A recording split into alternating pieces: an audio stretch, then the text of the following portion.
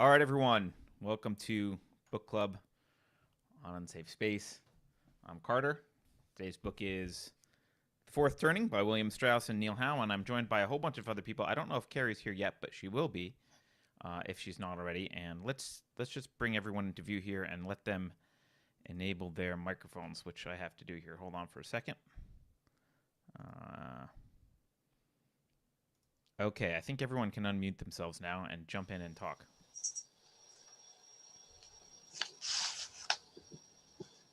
Yes? No? Fearless Manny, say something. Hey, everybody. There we go. I can hear Manny. Excellent. Yeah, I can hear Thomas. Hi, Tom. Thomas. Hey, Manny. How you doing? Tom, Tommy, Thomas, Susan, whatever. Cool. And I think our live stream worked, which is we've had problems with Zoom in the past, but it looks like it's working. So good. Yeah, welcome everyone. I think, like I said, I think Carrie's going to be able to. Oh, I'm here. There she is. Hi. Hey, Carrie.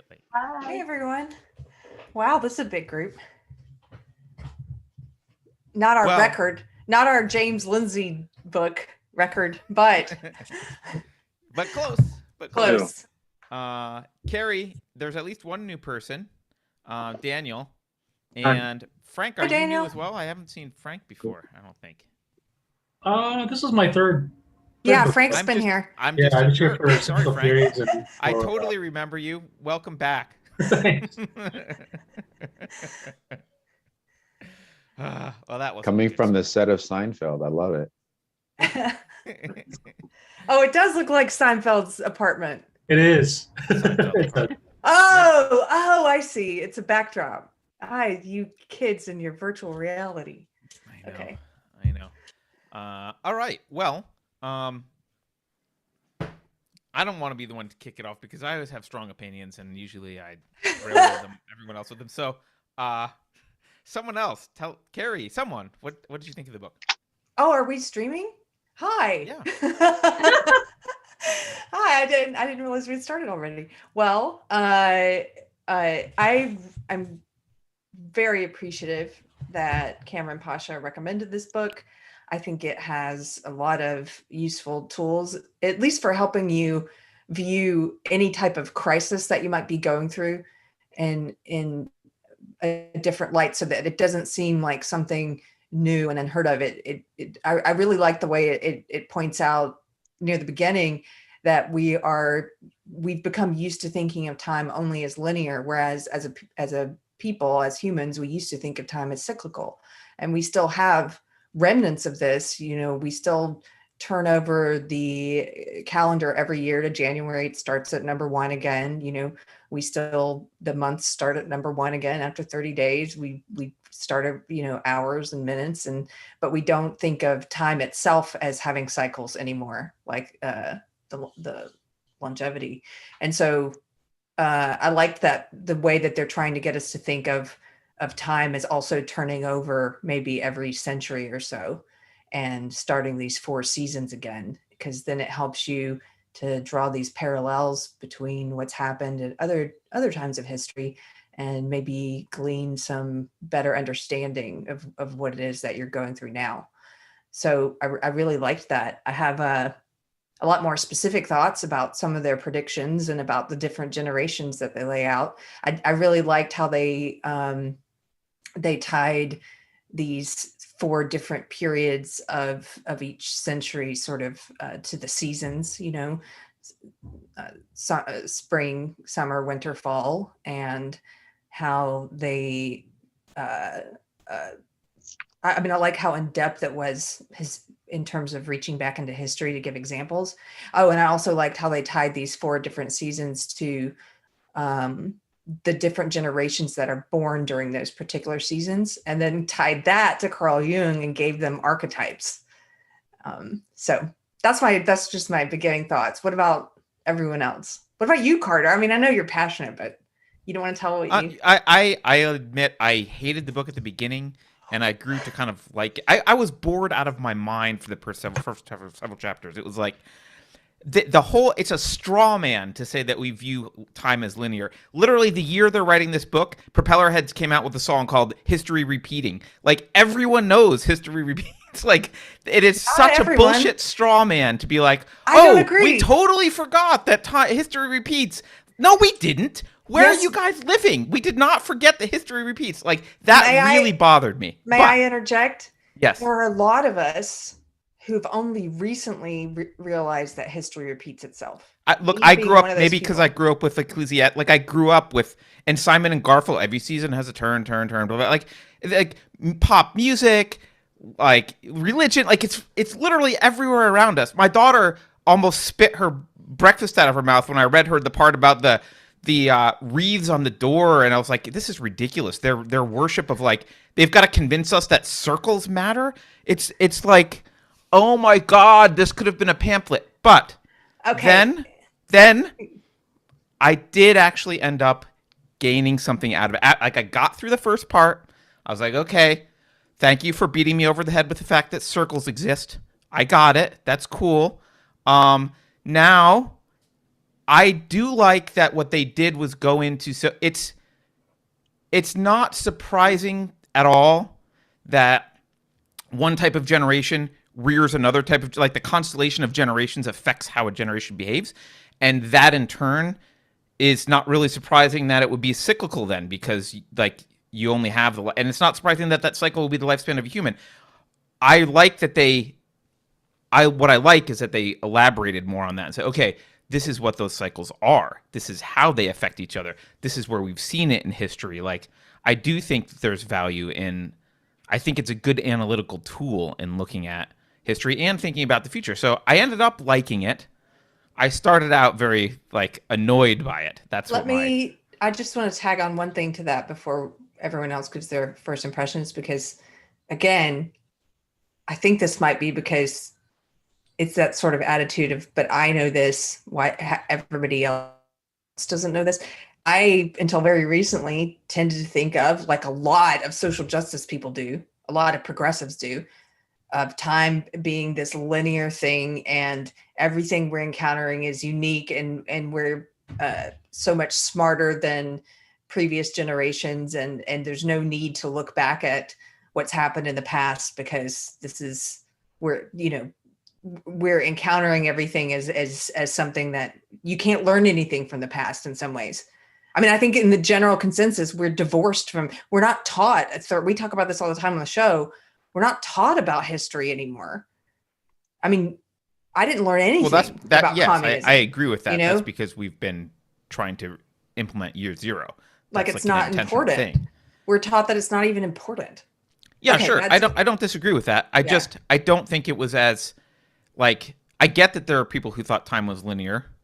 It's just like literally just like look at mainstream culture. The idea that time is cyclical is not it's not absent in the mainstream, especially when they were writing. Like music, movies, lots of things talked about it. Like it's there. It's not they didn't. That's why I was annoyed. That's all. It was just like it could have been a one page like, hey, we kind of forgotten this. We're being linear, but we all kind of know this, right? It's in these phrases. History repeats itself. Blah blah blah. Let's examine that. Like that would have been enough for me to like dive into the stuff, and it took like, I don't know, 80 pages to get there. So that's why I was frustrated at the beginning. That's all. May I? Yes. Yes. So I felt a little bored at first as well. And it was funny when I was reading on page 3, when they said something about the first 4 stages that they talked about, and they were talking about increased individualism or less individualism. My first thought was, they don't know what individualism is, and they're talking about it in a really shallow way. And I wonder if Carter picked up on that. Oh, dude. As an Ayn Rand fan. You are my, like, that also really but that and collectivism, neither word was used correctly at all in the entire book. But I can get past that because a lot of people misuse them, and I know what they meant. Yes. I think. However, I came upon reading this book right after reading The Sacred and the Profane by Mircea Eliade. And I have been doing a lot of reading on those types of things lately. And I think it's true that we say, oh yeah, history repeats itself. And we have this idea about cyclical time, but we're not acting as if we're living in cyclical time. And in the long run of history, the idea of linear time, from what I understand, is still new in that it comes from the Messianic tradition. For most of the Western world, it comes from the Messianic tradition that comes from Judaism.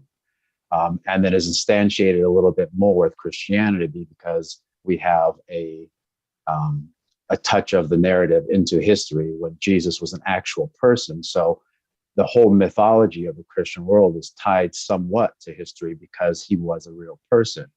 So even though we talk about cyclical time, I think we are moving a bit away from it because we say stuff like that, but we don't really, even when we talk about history, we don't talk about history as if we are a piece of something that is in a cycle. So I do think it's important to maybe emphasize how deep the cyclical nature of history is for humanity. And maybe that's why they did it. But I did get bored, so I do understand because I was like, okay, I kind of get it, but it might have been because that's something that I'm kind of already into. And if I hadn't been reading that and understanding that, I may have been a little bit more into that whole explanation. Anybody else? I go.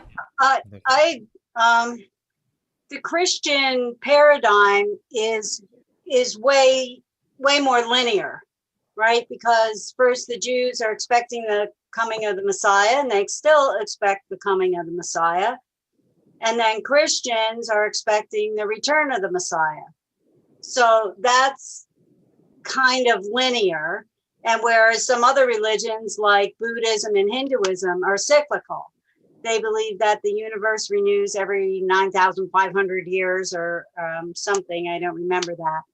But I just want to make a point, is they're not totally giving up linear time. And let me see what page this is, because I have it on my Kindle. But they said in cyclical time, a society always evolves. Usually the circle is a spiral of progress. So it implies that they're still thinking linearly in terms of progress, but you go up in a cycle of spirals. Anyway, my reaction to this book, okay. I agree there's some value in archetypes, but I thought the book was way too complicated in terms of setting out what archetypes are in what generations and then connecting it with the different cycles. And in graduate school, I spent a lot of time with The Structure of Scientific Revolutions by Thomas Kuhn. And I used his model of political revolutions, and then he applies it to scientific revolutions. But I also applied it to the Reformation. So his model has 4 stages like this one, and it starts with your basic institution, then people seeing problems with the institution, which would correspond with the awakenings. And then there's a crisis. And the interesting thing about Kuhn is he said, when there's a crisis, there's polarity between the two sides, and they can't communicate anymore because each side comes up with their own vocabulary. And once they do that, they can't communicate. And then there is a resulting revolution, which I equate to this crisis. So I find that model a little simpler and this model jargony and very pop psychology type of things. And but I didn't get time to read everything. And I think it's worth it to evaluate what he says are the things we need to do in preparation for a fourth turning, which in fact we're in now because we're in the crisis in his model. But the other thing is that as a historian, I'm going to have to really look back and really think about how they're characterizing things. And one of the things I find out is this old adage, history repeats. It doesn't. It's too nuanced to repeat. Exactly. I mean, there are political developments, like they said, but to say that it exactly repeats, I don't know. I'm going to have to really think about a lot about what they said and how they applied it to history. Well, and Can I I don't ask- think that. Oh, sorry. Go ahead. Sorry. No, Josie, please. It's just, I don't know that the history repeats kind of thing that we repeat over and over again. I don't think people mean it repeats exactly. I think it's just like the general themes and broadly. And I think that this kind of framework of thinking through things does help us give a reason for why history repeats. Like, we know history repeats. I mean, a lot of people have kind of grown up on that. I don't know that it's so much put forward today, like Carrie was saying. But I also thought it was interesting that they started talking about the suppressing of the cyclical cycle happening with early Christianity, which I think that they might have, I don't know if they gave early Christians too much credit or what. I don't feel like this is in any way mutually exclusive with how we see things working in the Bible. I mean, to everything there's a season, pop, folk song, right. Turn is from Ecclesiastes. Right, they quote that at the end of the book, which is really interesting. Yeah, and so, I mean, I don't think it's mutually exclusive at all, and I think part of the reason is what Deb pulled out, which is they haven't completely given away the linear. So even for those of us who see history as progressing from pre-Messiah to Jesus coming back someday, I can still see it's like a wheel rolling rather than like a Ferris wheel turning. It's like a wheel rolling and progressing as it cycles, or maybe more like a wave, coming up and going down. But I did think it was interesting, although I did, after the introduction, I was like, okay, you convinced me. And then it was like, and now we're going to talk about it for several more chapters before we get true. Yeah. Well, it's sort I was not convinced. I really hate people telling me I have to do such and such and give up such and such model. So, sorry. Well, I think of the cyclical time and linear time as they're not mutually exclusive. They're complementary. They're complementary in the way they describe the seasons, for example. Summer comes every year. It's not always the same. It doesn't always come at the same time, but we know there's going to be spring, summer, fall, winter. I always get these in the wrong order, but it's going to come and it will unfold, but time continues on.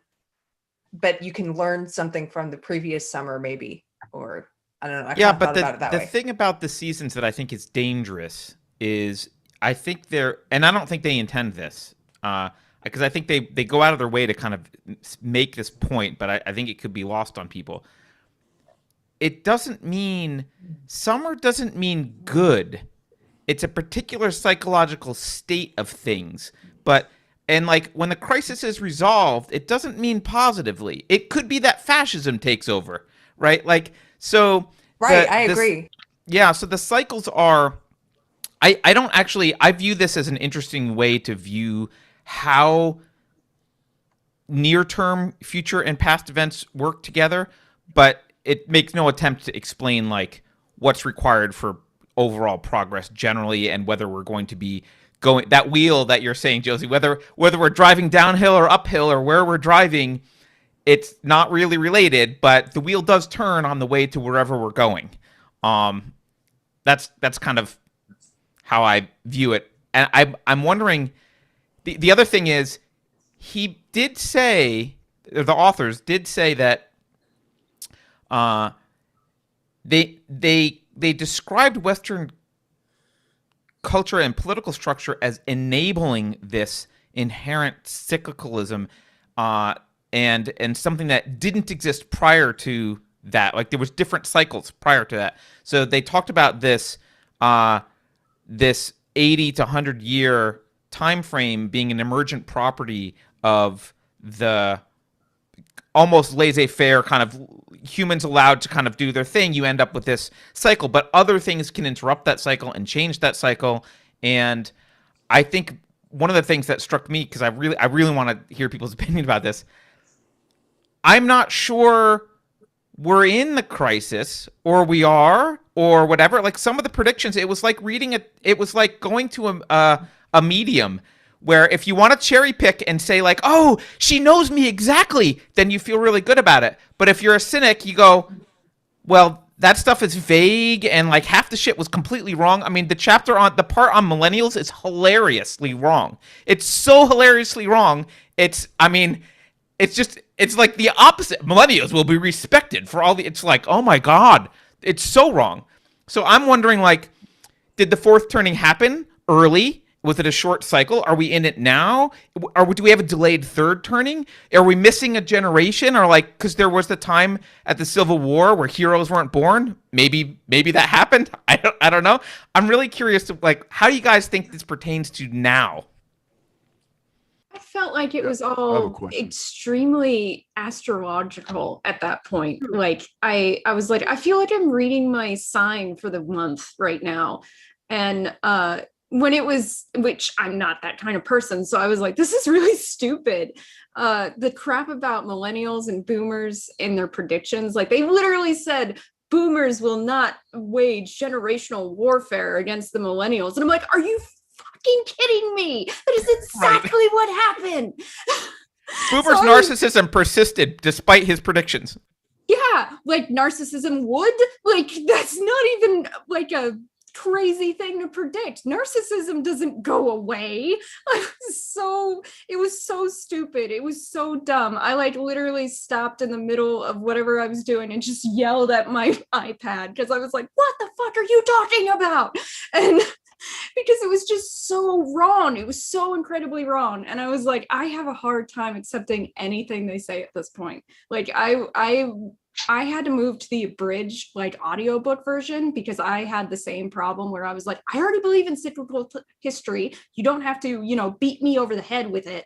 So I went to the abridged version. But by the end, I was like, none of this makes sense. Like I appreciate the idea of cyclical time. I appreciate the idea that we have cycles of personalities as well.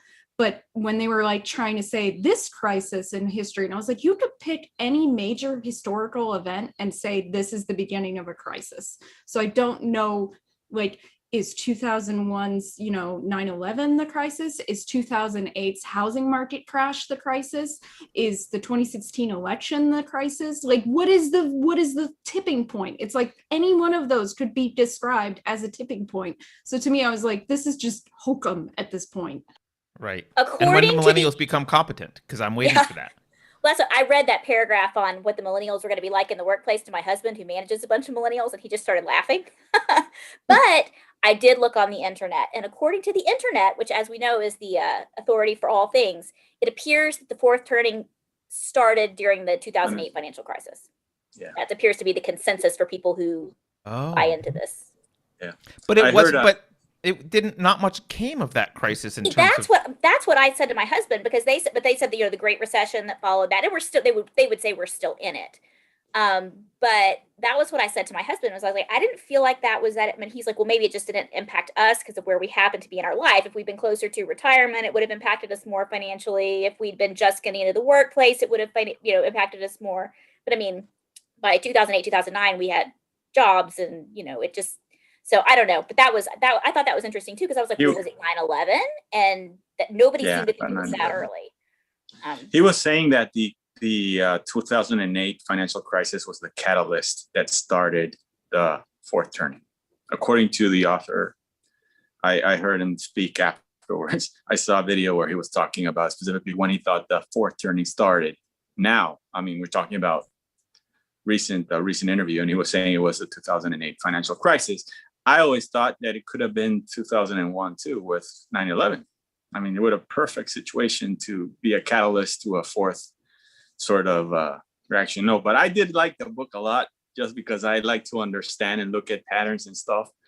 And the fact that they were pointing out how, the seculums and all of that is not usually how you think of things. So the generations, it makes sense. We all are born in a certain time period, and we are formed by the experiences we live. So it all made sense. It's like everybody else is saying, it's sort of a spiral and a pattern that maybe repeats itself. Now, when the predictions were terrible, because I think that there's certain things that have happened over the last 20 years that are something that you couldn't forecast how the impact is going to be. Let's look at the internet.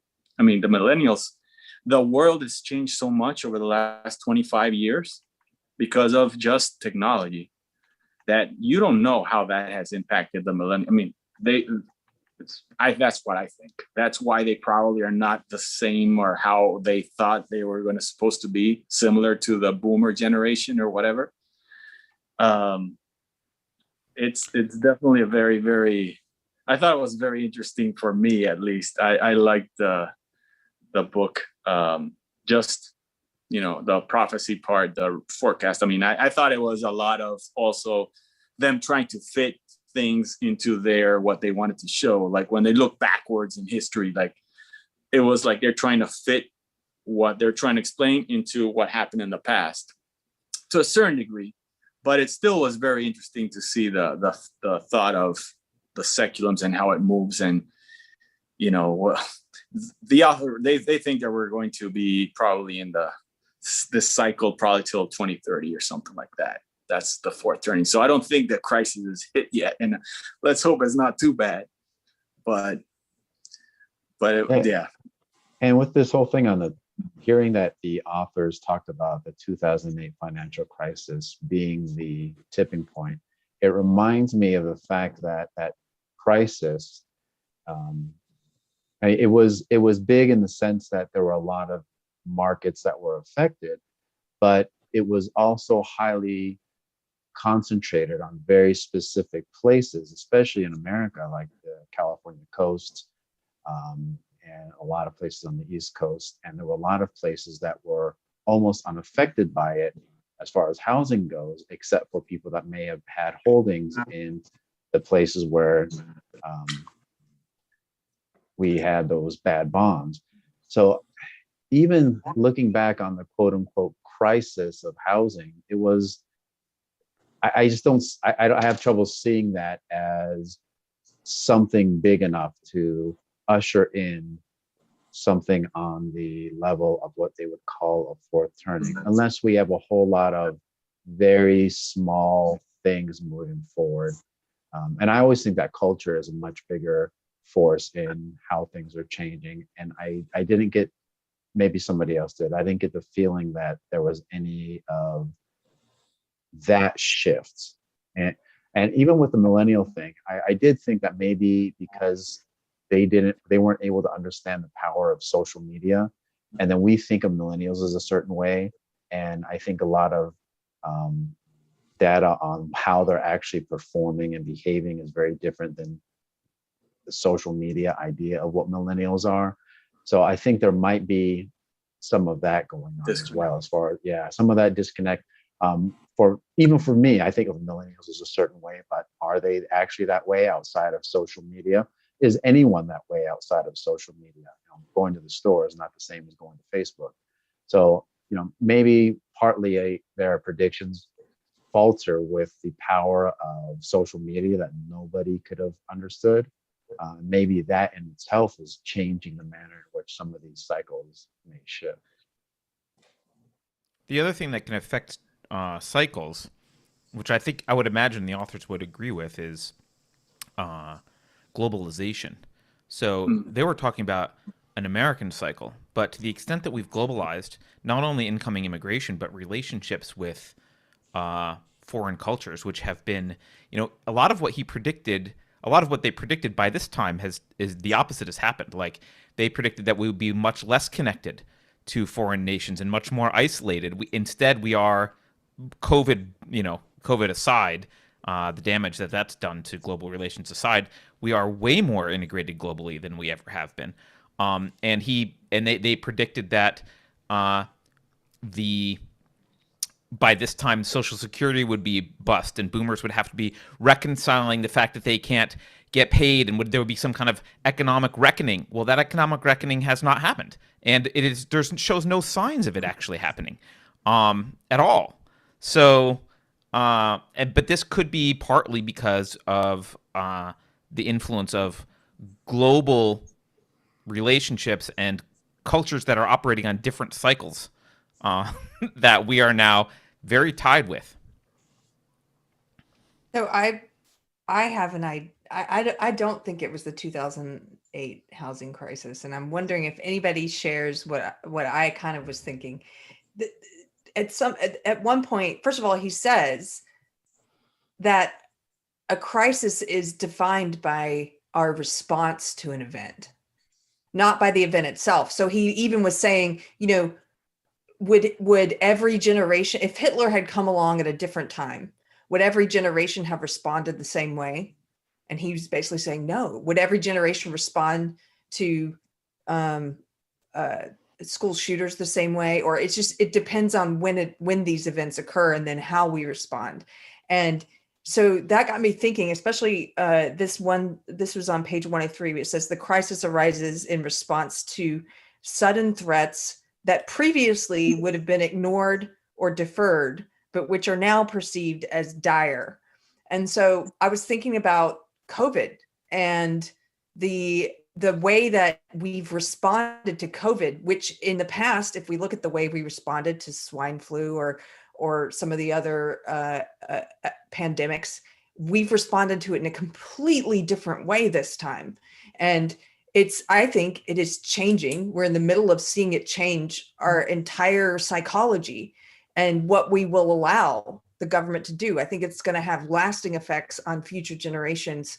And wrapped up in that, at the same time that's happening, there's the social justice crisis. There's the racial justice. They're calling racism a public health crisis. And I think that, and to some degree, they're doing the same thing with environmentalism. It's this three-pronged crisis of COVID, racism, and environmentalism that we have to remake all of society to address these three big issues, two of them taking center stage at the moment. But that was kind of where my mind was at. Was anybody thinking of like right now being the crisis? Or Definitely. That's why I mentioned culture. Yeah. It's way more devastating, changing than 2008 even was. So if we're going to go with culture, though, I mean, here's my problem. I thought you were going to say something else, although I kind of agree with you. My problem with it is the way he describes a crisis in the book is the prediction for the crisis era is that the cultural wars are over. Like they're going away, and the crisis is like this unifying thing that we are coming together to attack, which is the kind of the opposite of what's happening. I feel like we're almost in the middle of another awakening where there's a massive culture war happening, which is totally weird. But I thought you were going to say Trump, because if I was going to look at the reactions to things, yes, the reaction to COVID was insane and irrational, but so was the reaction to Trump. And that's where I saw the most polarization start to happen. Like that's where the polarization happened first. It was Trump elected, massive irrational polarization, and then COVID just amplified that. And my concern is actually, I think we've lost. I think the high is the socialism. Like the socialists have won. I think that look at the way they're going to write history about Trump and COVID. I would put Trump in with that racism is a public health crisis thing. Trump is a part of that. They're going to look back, the victors, they're going to look back during the high. They're going to look back and say, it was a unifying event. COVID was a unifying event. And we dealt with racial justice, and we dealt with electing a racist demagogue, and we dealt with it. And we enacted all these laws, these new laws that restrict freedom and to protect everyone and to create this safe society. And we enacted censorship, but we're not calling it that. And we enacted all of this. And now we're in the utopia now, guys. Unity, guys. It's unity. Yeah. I think that's how they're going to right write side it. of history. And actually, these guys writing this book are only basing their analysis of history on how the victors wrote about what happened, basically. So if they're looking back 200 years from now at this era, maybe Carrie's right. They're going to look at this and it's going to be written by people who are like, wow, there was a demagogue and we got together and rallied to defeat racism. And that was like, okay, there we go. I really agree with that. can you guys hear me? Yes. Yeah. Okay, cool. I really agree with that because I it was really difficult for me to wrap my head around where we were in terms of the millennial generation. And I thought at first that maybe it was because I was kind of born in between generations that I was struggling to really identify with like heroes or artists or anything like that. But there's so much that's so different. Like he was talking about how in a crisis, the use of drugs go down, and we had the heroin epidemic. We still kind of are in that, but certainly throughout like 2010 and onward, immigration continues to just reach new peaks every single year. And in addition, I was really thinking about how millennials, really how I was raised, but also how millennials were raised. And I really feel like we were raised to be heroes without a cause, so to speak, who wanted to be in sort of like the quote unquote prophet generation in an awakening era. And so, when I think about how social justice really picked up, it started with these ideas that we were raised with about, stand up even if you stand alone, fight for what's right, all of these sort of ideas in the movies that we watched as kids. And so we really created this fake enemy that we had to fight against, so to speak, which I think ultimately did create a real enemy. And that's one of the reasons why we have this polarization. But and I think I do agree that if there is like a crisis right now, it was probably started with Trump, because I was also feeling like we were in a weird hybrid upheaval and crisis era, because I don't feel like the climax of the crisis is hit yet. I think that there's going to be a major like rebellion against, I don't even think it should be called a rebellion necessarily, but I think that there's going to be something that's going to come in response to what's happening in our culture right now. And I don't think that they've won yet. I think they might, it's possible, but I don't think it's happened yet. I like the I was optimism. I thinking the feel like same. there's going to be I feel like we haven't hit the big thing yet either. I don't think either. Yeah, I think you're right. But I think Rachel's right in that I think the culture issue is the crisis and we're in the midst of it. I can never get a handle on how much of a crisis it is because of what happens online compared to what happens when I go to the store and there's nothing happening, everyone's cool. So as these things get worse and worse, and we do start to see them especially when it comes to education, my son gets ready to go to kindergarten. I'm in a place where people are still flying Trump flags, so I'm not too worried about critical race theory at my school. However, I know that there are places where a lot of this stuff is getting to that point. And when you start prosecuting our children, people change quickly. And I can just imagine where I would be and if I was in that situation. And I imagine there might be some crisis going on there as some parents start to face this down. And I imagine that's the point at which we might start to see some of that that crisis really erupt. And I think it's more about that, because I think culture is much more important in the long run. I'm just not exactly sure how to play out, but I think we're still in it. And maybe because of the way social media works and everything, the way things have changed in our secular world, these seculum are a little bit different, a little bit more spread out. And I think globalization, I think you brought up a great point about that, getting integrated with everybody else. I think that might really warp the manner in which this cycle starts to erupt. I think the other question that we should be asking is what kind of war we're really fighting, because so far all of the crises that he's laid out throughout history have been an actual like physical battle type war. And a lot of what's happening right now is being fought online.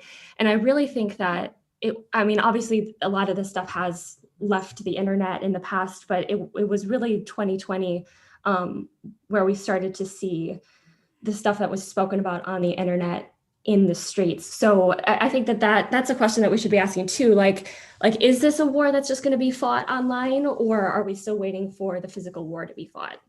Because I do think it's going to be a civil war. Yeah. I wonder how that would actually play out though. Like, not just, we got the guns, they don't, but like, what's the tipping point at what people would what's the cultural change and shift and enforcement of that cultural change and shift at which people would actually do something, and then what is it that they would?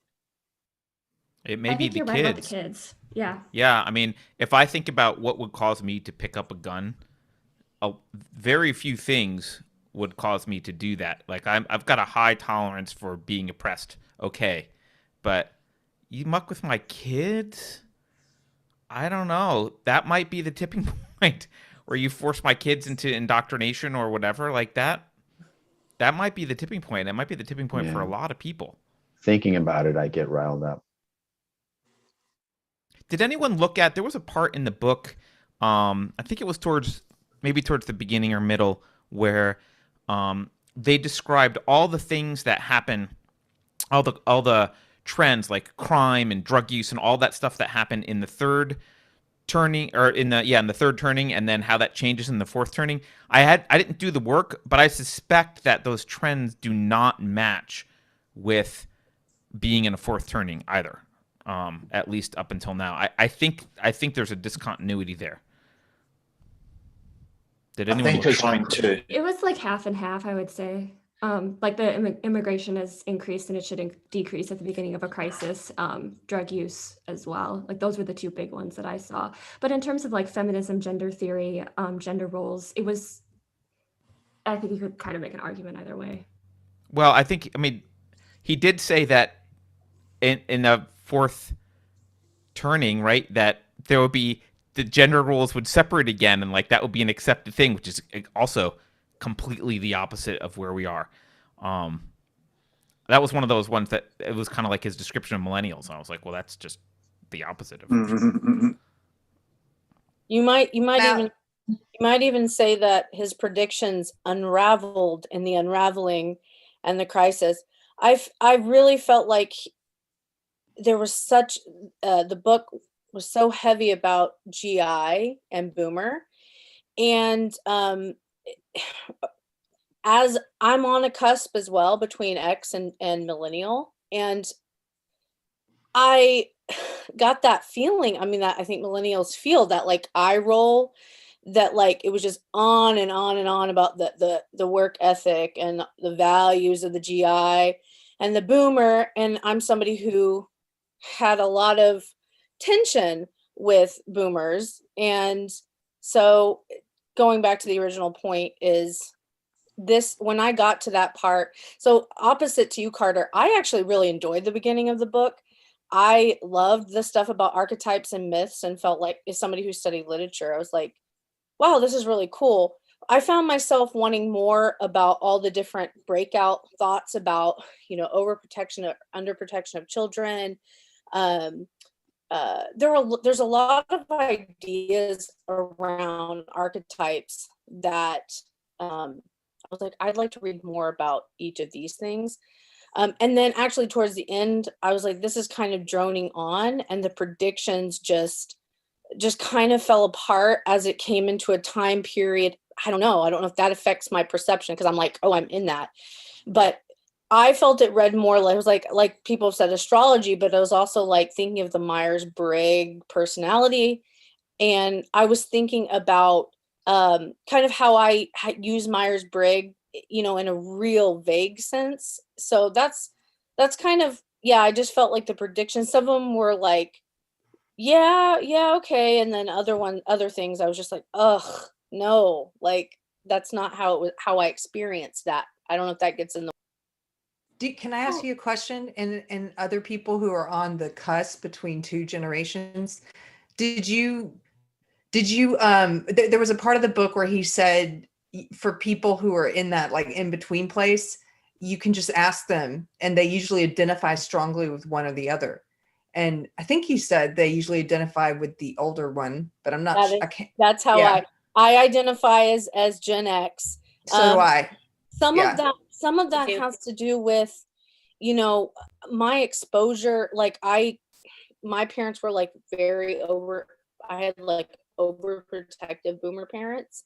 So I feel like I wasn't exposed maybe to certain cultural aspects till like in my 20s, but I wasn't like sheltered necessarily, but I tend to feel like my values are very Gen X, I guess. I've written, like, I'm an older millennial, but I experienced a lot of the same things that millennials really, like, when I got out of college, that's when the housing market crash happened. So that's when generally I wasn't able to get a job and stuff like that, and it took me forever to get on my feet, like most millennials.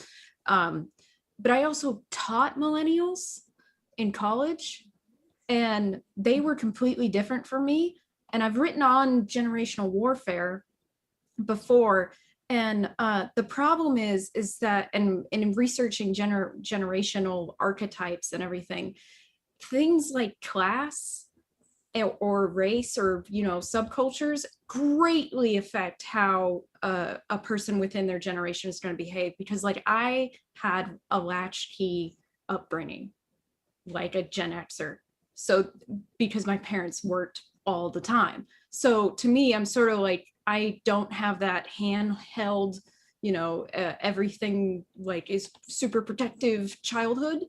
And I feel like that has a huge effect on even my perception of being a millennial and the times I went through. But seeing millennials and having to cater to their needs as an instructor, I was like, okay, they are like that. I'm just weird. Because it was always like a point of contention that they wanted their grades like immediately, and I'm like, that's not happening. You grow up. I'm like, I'm not the Flash, get over it. So, like, to me, I understand where they're coming from when people describe a generation as a whole cloth thing, but it really, there's too many factors that could totally toss a person out of the general idea of what their generation is supposed to be like. Well, and there's also that I've seen a good bit of writing on there being a micro generation at the very end of Gen X and the very beginning of the millennials, and we're different from like 75 to 83 or something. We're different than either the Gen X or the millennials. I think it has a lot to do with the rise of the internet, but I'm glad you brought that up, though, Alex, because as I was reading a couple times, I had to check myself and realize, like, as much as I want to take everything they're saying about Gen X personally, I'm not the representative sample of Gen X. I'm me. I had my own experiences, my own childhood, which in some ways was a Gen X childhood, and in other ways was radically different than the average Gen X person. And so I think reading the book, one of the challenges in reading the book is being able to separate your own personal experience from whatever generation is being talked about. Because when I did that, I was like, oh yeah, Gen Xers are, even the parts that I don't identify with, I have to step back and go, yeah, but my peers generally are, that's generally correct about us, right? That's generally correct. It's not like your astrological sign, Carter, where it gets it right every time. Where it's perfect. Yeah, no, it's not like that, right? One thing maybe we should keep in mind also is, well, maybe we should not. I'm curious about people's thoughts. This book is written by boomers. Yeah. Does that matter? I honestly finished the book asking myself this question, and I had to challenge myself because I was to not be defensive. But the question I ask is, taking into account that it was written by boomers, are we all just these tropes, like these generalizations? And that is such a boomer thing. And that is, but then I was like, what? But then I'm like kind of Gen X millennial, and I'm like I just felt like I had some sort of illusory, illusory, is that the right word? Illusory. Yes, battle, I guess. So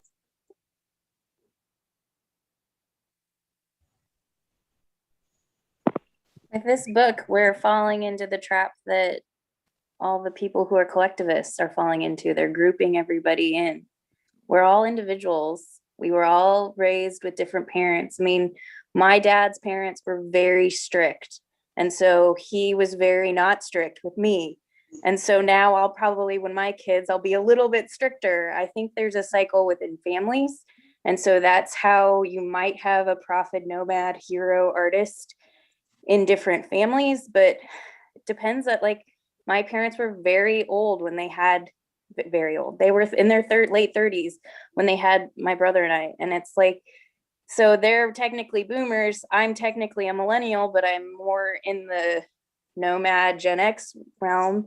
So like, this is very, let's group everybody into one category. Blacks think like this, and Latinos think like this, and white people think like this. No. That's a great point. There's multiple cultures within multiple families within Indiana versus Texas versus New York, so I don't know. It's my thoughts on this whole thing.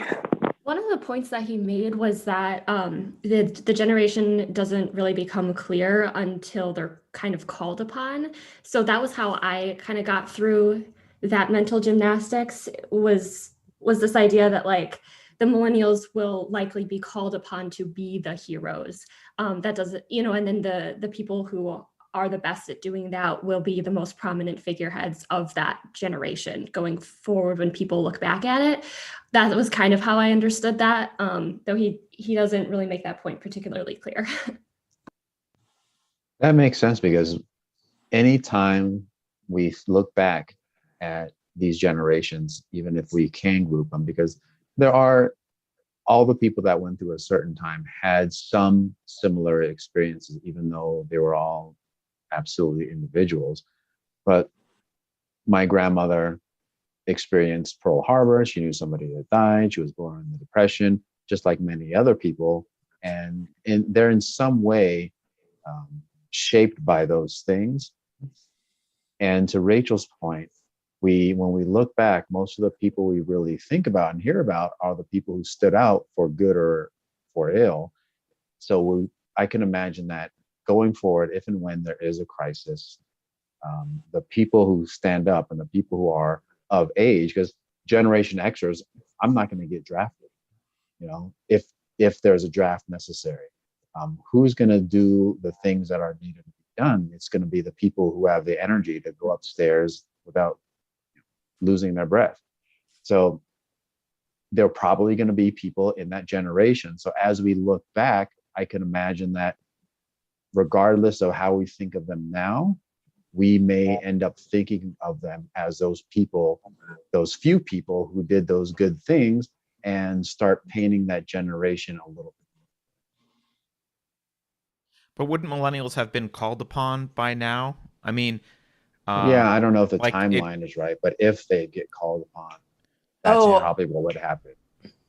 I think they've been called upon, and they do view themselves as the heroes who are remaking society. Yeah, I think possibly. they view themselves, they call themselves warriors, social justice warriors. They are remaking this world.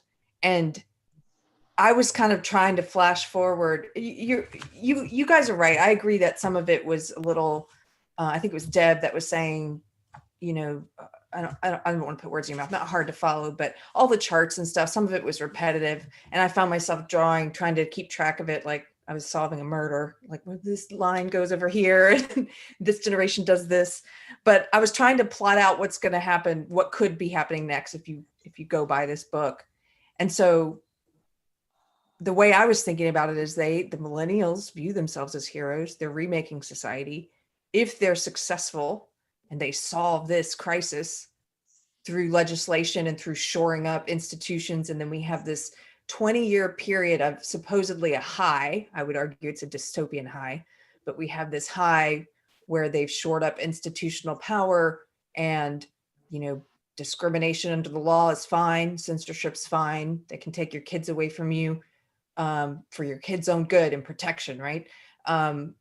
If we live in that world for 20 years, and the generation that's going to come after the Gen Z, I guess, would be the artists. The generation after the artists is going to be a new generation of prophets. And those are the ones who are going to usher us into an awakening right around like 2040 or so, as they start to come into young adulthood. And so if I were to have a kid in the next few years, my kid would not be Gen Z. They would be in that next generation of prophets. And they're not going to be raised overprotected because the kids now, if you look at COVID and I was just talking to a friend again today, a parent whose child is 8, who has a lot of anxiety about COVID, is deathly afraid of getting sick, doesn't want to take the mask off, is afraid of going to school, is afraid of going anywhere, has stomach pains because of it. You know, these kids have been affected by our response to the crisis. And you know, they say that the artist generation is the most overprotected. Well, wow, we are really overprotecting this generation. But after them is supposed to come this prophet generation, right?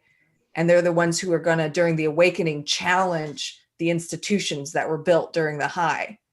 So if we do lose this war, this culture war, if they do win, you know, I'm looking forward to that awakening. I'll be elderly, but I'm looking forward to that awakening that comes where that so-called prophet generation is like, let's get back to, you know, traditional way of life.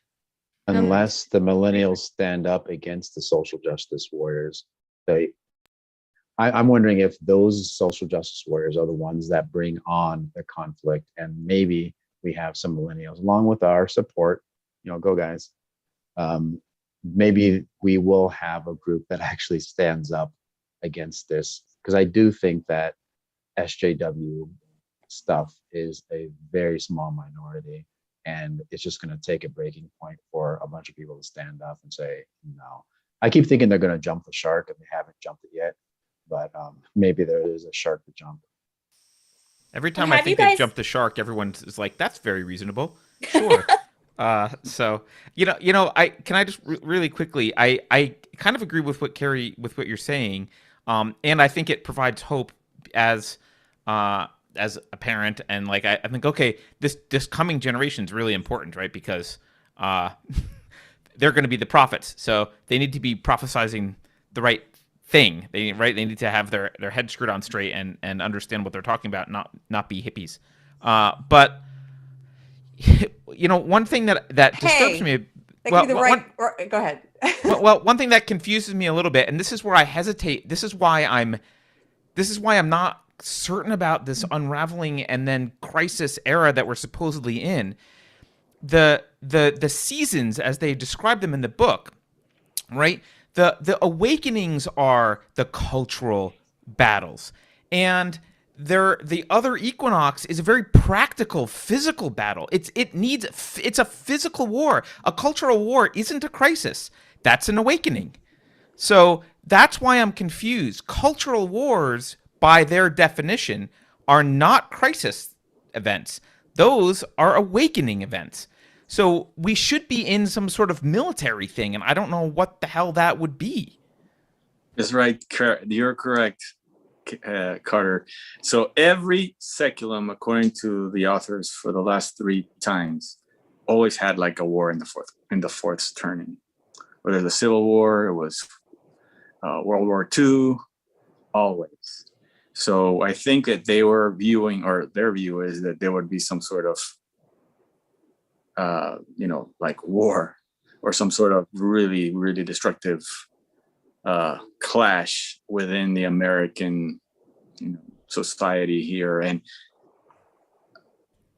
hopefully we don't go through any civil war like Rachel was saying. You know, some people, I mean, we've been talking about it for a while, whether, hey, where are we going to get into civil war because of what we're seeing happening culturally?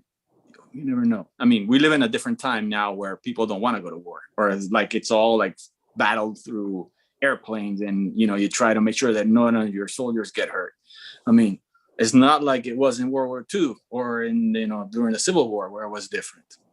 But who knows? We could always go back to something where here inside of the U.S., because we're so polarized, we're like the two sides clash, right? Hopefully we don't go that route, but I don't think that the pandemic is the side. I mean, I don't think it's the crisis. Obviously, there's been a lot of crises over the last 20 years. I mean, I thought 9/11 was probably more of a catalyst to the fourth turning than the financial crisis of 2008.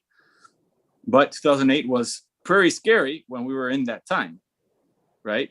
And the thing I think the authors also are probably factoring in is that supposedly we cannot control the cycles itself or the turnings, but there is things that are happening during each cycle or during each seculum or each turning, let's put it that way, each turning, where it's being tried, they're trying to control what happens, right? For example, the financial crisis was actually controlled by the impact of what the Fed did and how they, qualitative easing and all the different things that they did, all those measures that they've taken.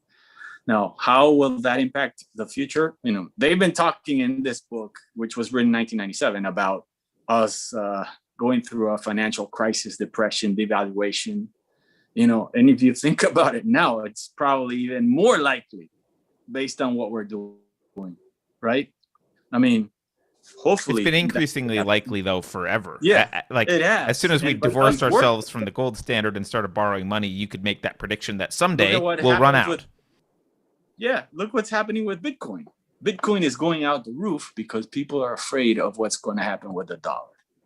And the only thing that probably helps us a little bit, not the only thing, but the dollar is probably the world reserve currency. So how does that impact the whole thing?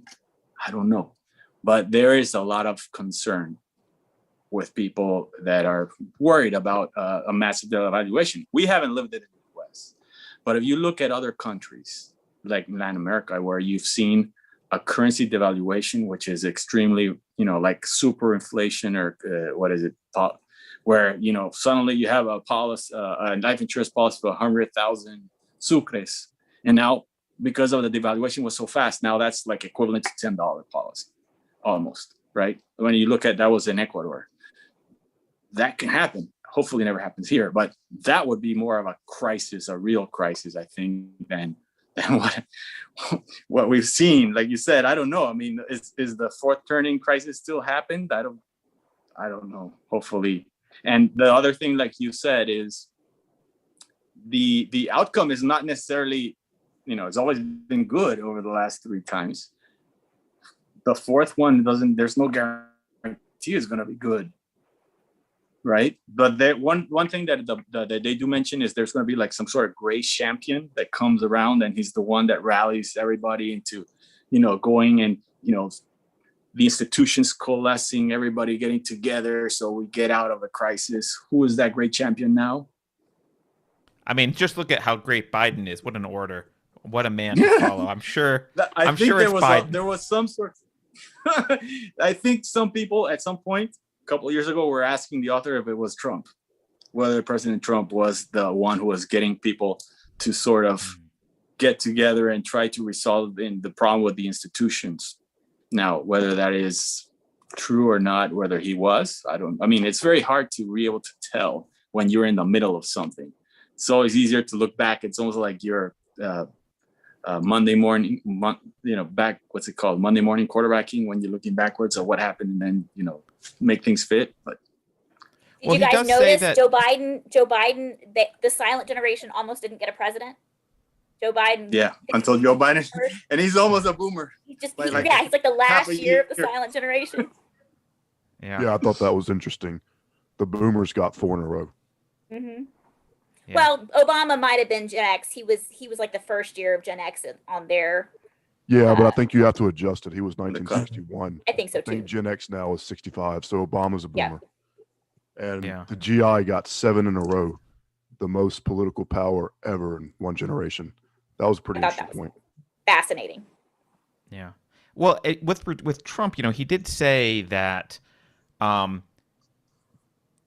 guess who the gray man is or whatever. Gray. What is it? The gray champion. Great champion is. I guess that you find that out in retrospect based on who won. But there are two. But even in a crisis, there are two sides. So Trump might be the potential great champion if his side wins, or the guy who's the demagogue if his side loses and someone else is the great champion. Like, it might be that we don't know yet because the outcome's not certain.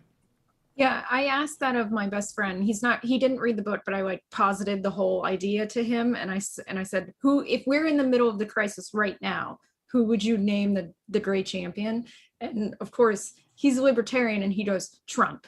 And I was like, it really does depend on who you're asking. Like, really, like right now, I don't think anyone could agree on who it was. I think Therein lies part of the problem. We're just polarized.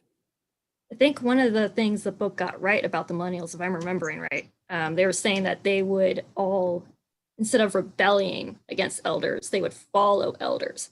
That's definitely one thing I've noticed about my generation, is that we all love the old people, Bernie, Trump, old actors. We just love that older generation. We don't rebel like, what generation would that be? Boomers? Like all of our TV shows from that era tell us, yeah, rebel against, the previous generation, but we don't do that. I think that's one thing they got right. Yeah, Gen X was more rebellious than millennials, absolutely. Mm-hmm. Right? And probably the prophets before them, right? The boomers more rebellious than Gen X.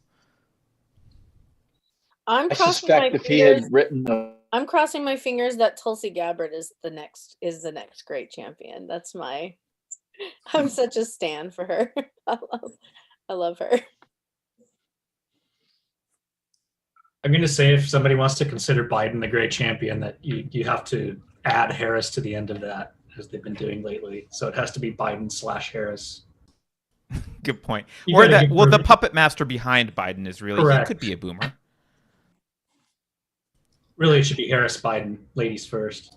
Yes, that's a good point. I think he's put it in that order a few times now. I think he has.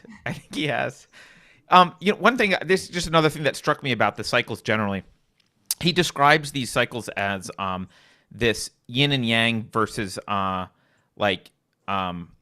philosophical awakening, like principles and ideals, versus pragmatism, and like the every half cycle. It's like the principles. You have the prophets spouting their new principles. They get instituted somehow. It leads to a crisis. The pragmatists solve the crisis. They're the GIs. They get heralded as the heroes who pragmatically solve the crisis. And then you have like these kind of you have the artists after that who are kind of like, yeah, but we're spiritually bankrupt, and then you end up with the prophets again, and the whole kind of thing competes, and the cycle repeats. And I was thinking, this presupposes the idealization of an impractical philosophy, because you don't have conflict between the ideas and what works in reality if the ideas don't conflict with what works in reality. It's only a cycle that can perpetuate if you have bad ideas. To the extent that the ideas are bad, the cycle is more accentuated. And the extent that the ideas are a little bit better, you don't actually have as big of a swing necessary to correct. So it's just a thought I had. I'm throwing it out to see what people think I'm insane, or if that makes sense. I think the biggest weakness that they have with their argument is they try to have a theory of everything, and physics hasn't managed it yet, and whatever. And there's lots of bits missing. A number of things that they got right, but predicting the future, it never works. I mean, no one manages to predict the future. They've got some really good insights, but at the end of the day, it doesn't account for things like the number of inventions that have happened in the last 10 years is more than for the previous 200 years. And they have massive effects. Just something as stupid as Facebook and social media has changed the whole face of the planet since 2004, whenever it came out. And it doesn't allow for that. But, I think they've had some great insights, but there is other elements that they didn't manage to get hold of. I don't know what people think about that. You know what's funny, Matt, when you say that, is when I was trying to think of what do I think is the crisis, and I eventually came to the conclusion of like maybe this COVID racism thing. but at one point I was thinking, what if it was the beginning of Facebook? What if history looks back and marks the creation of Facebook, which is right at around the time they said it could possibly start, 2004. Yeah, that's actually better timing, Carrie. Yeah, the beginning of Facebook is what marked the decline. I don't know. Well, Carter, I what mean, you it's mentioned. had Right. such a massive effect on the cultural landscape, in ways that aren't justified by what it actually is. It's just a little bit of code, nothing else. We have imbibed that and allowed that to be such a massive force. I mean, cancellation could not occur without Facebook. I know you're half joking, but the more I think about it, remember after crises, what happens is the culture looks back and they separate and they say pre World War II, post World War II, like it becomes a defining moment. Actually, I don't know if it's Facebook, but the ubiquity of connectedness, like smartphones and internet, the generation that grew up with phones in their hands with apps, that is a defining moment. I think we will look back on history and say, oh, I grew up in an era where we didn't have that. And these people and the youngins grew up in an era where they do have that. And that might actually be the defining moment. I agree. There are so many people who argue that Facebook is real life, that we're going towards having a cyber world and a cyber virtual reality as reality. I mean, I'm a floss tuber, which is cross stitching YouTube, and geeky, I know, but there are so many left-leaning floss tube people that constantly say we should be fighting our battles on YouTube, and we should definitely, yes, geeky America, exactly. And I think that as soon as we figure out that social media is a tool, it's a marketing tool, or it's a way where we can have meetings like this, but have real life interactions is more important, then I think we'll go into the first turning instead of this fourth turning bullshit that we're dealing with right now. Yeah. I just got into an argument with my wife yesterday about, she's younger than I am. I think she's a millennial. About digital art. And I was arguing that, like, no, there's a difference between, like, in real art, you, like, if you own the Mona Lisa, for example, a copy is not the same. And so there's something different about the physical world. Like, a copy of Mona Lisa is not the same as owning the Mona Lisa. And she was arguing that the same was true in the digital world. Because now, like, I don't know if you saw Jack Dorsey sold his first tweet. Like, the quote ownership, I don't even know how to talk about this. The ownership of his first tweet was put on the blockchain and sold for like $2 million. I don't know what that means, because I don't know what an original copy of a digital thing is, but they, like, the younger generations do. And, like, she was arguing, no, it's the same. The first copy of a digital art has the same value as, like, an original piece of physical art, and the other copies are not as valuable, just as copies of the Mona Lisa aren't as valuable. And I still can't. We didn't conclude the argument because neither one of us won. I still can't wrap my head around that. But I think a lot of people agree with her. I think it's a good example. My cousin's really into vinyl, and there's something I learned from him. The difference between vinyl and digital music, I think, plays in here, because with digital, there's no middle ground. You can get finer and finer and finer definitions of going from one note to the next note, or whatever musicians call that. But there's a space in the middle that digital cannot get to if you have those definitions. And if you listen to vinyl, it encompasses all of those things. So there's no gaps in between one type of sound and the other, and they call it a warmth.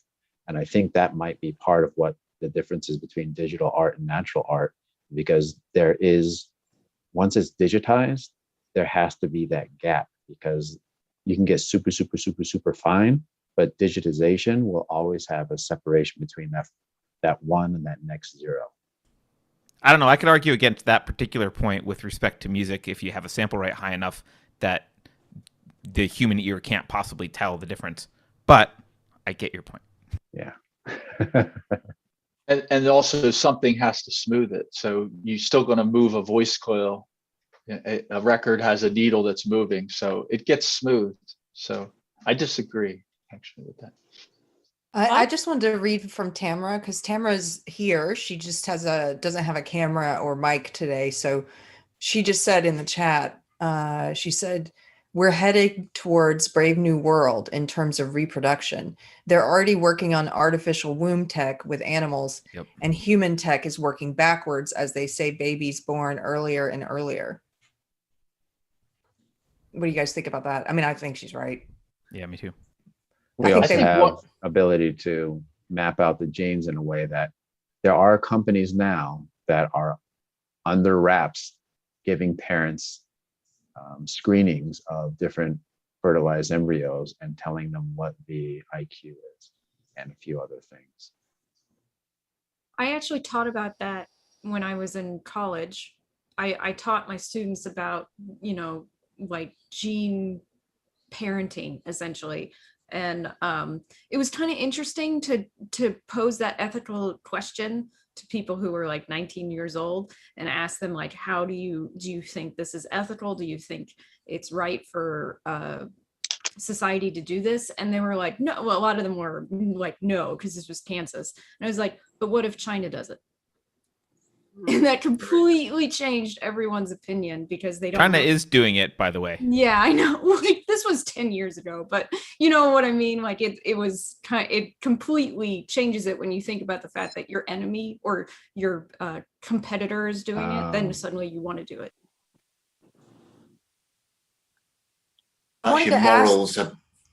Go ahead. Sorry, I was just going to say that's your morals based on what other people do rather than coming from your own sort of sense of what is right and wrong. Mm-hmm. And that's kind of terrifying, I think. That's principles versus pragmatism.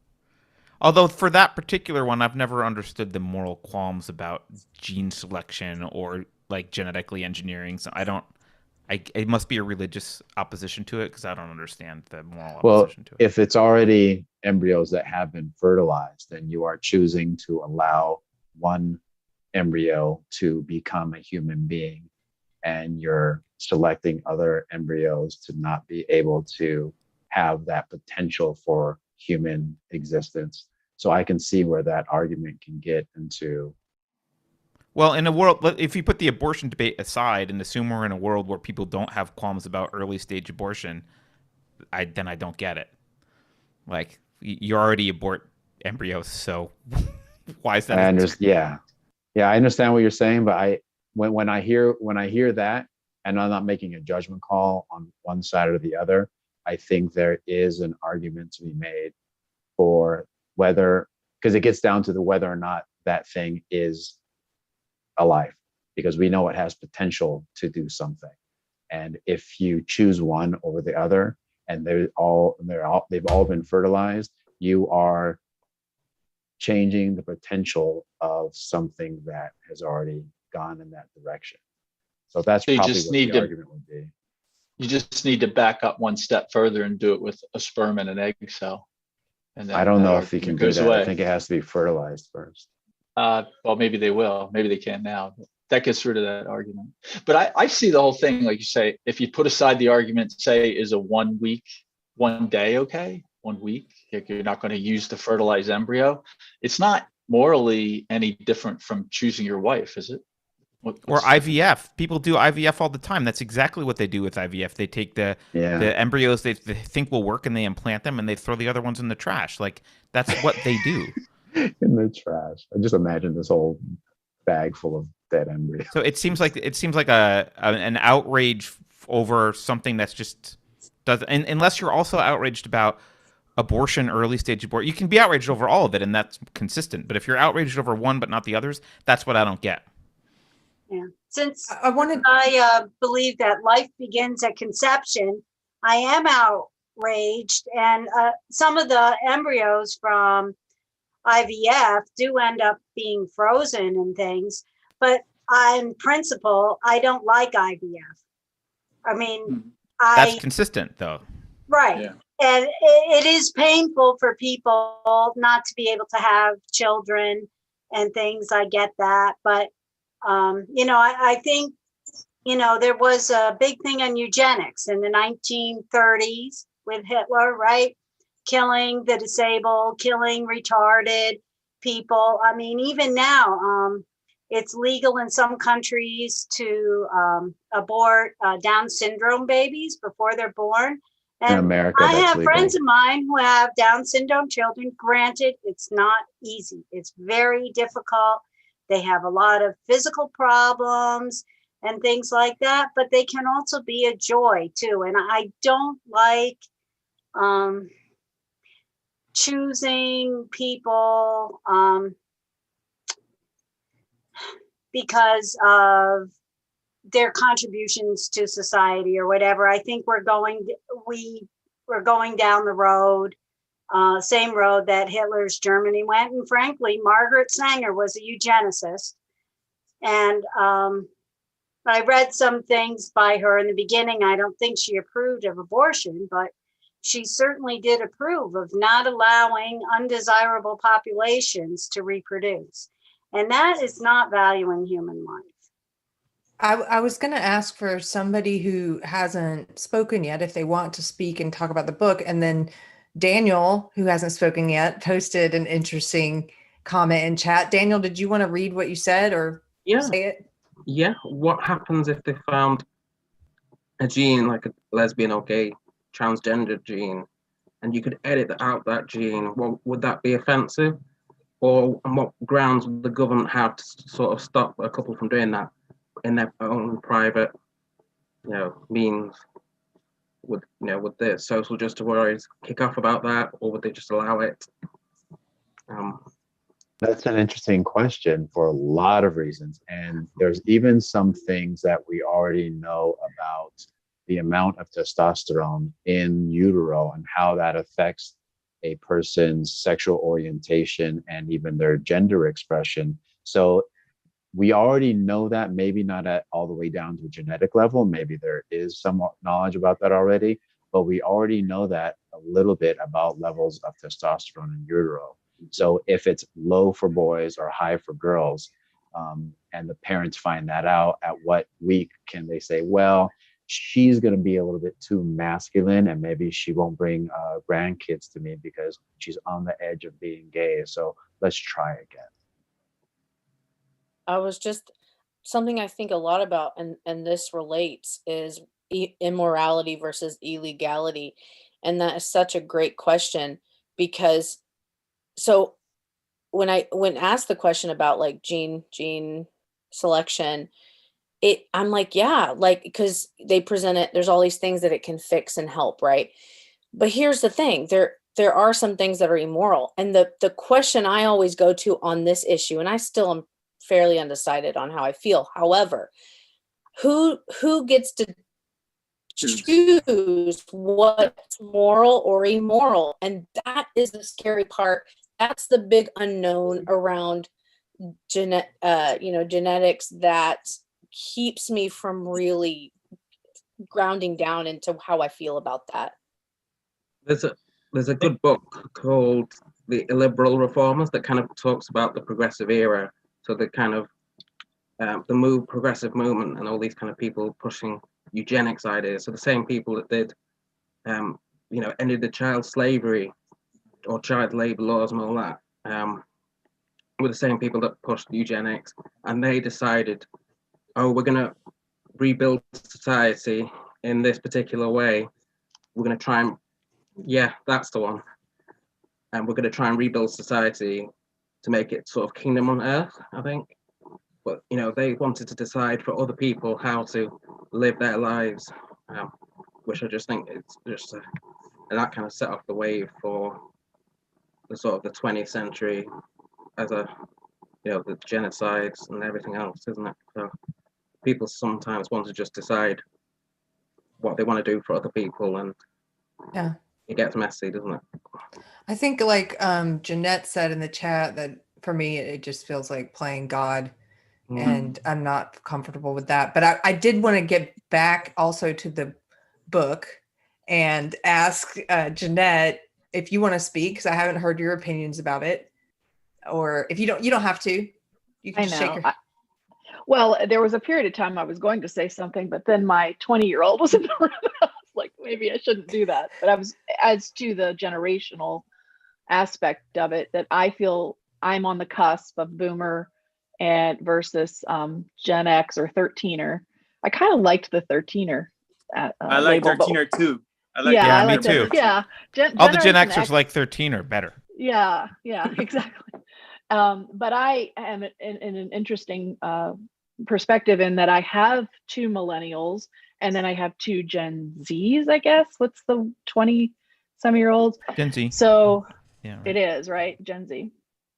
And so even within our own family, the way we raise the older 2 versus the way the younger 2 are. The younger 2, I think we were still pulling some of our self-reliance and pull yourself up by your bootstraps, the thing that AOC doesn't like. We kind of did that more with the older 2. They're very more self-reliant, and the younger 2 are still sort of dependent. And when I look at my son that's 20, when I was 20, I was married. And by the time I was 24, which is my next oldest child, I was having a child and having another child and just taking on the responsibility. I've been working for 5 years.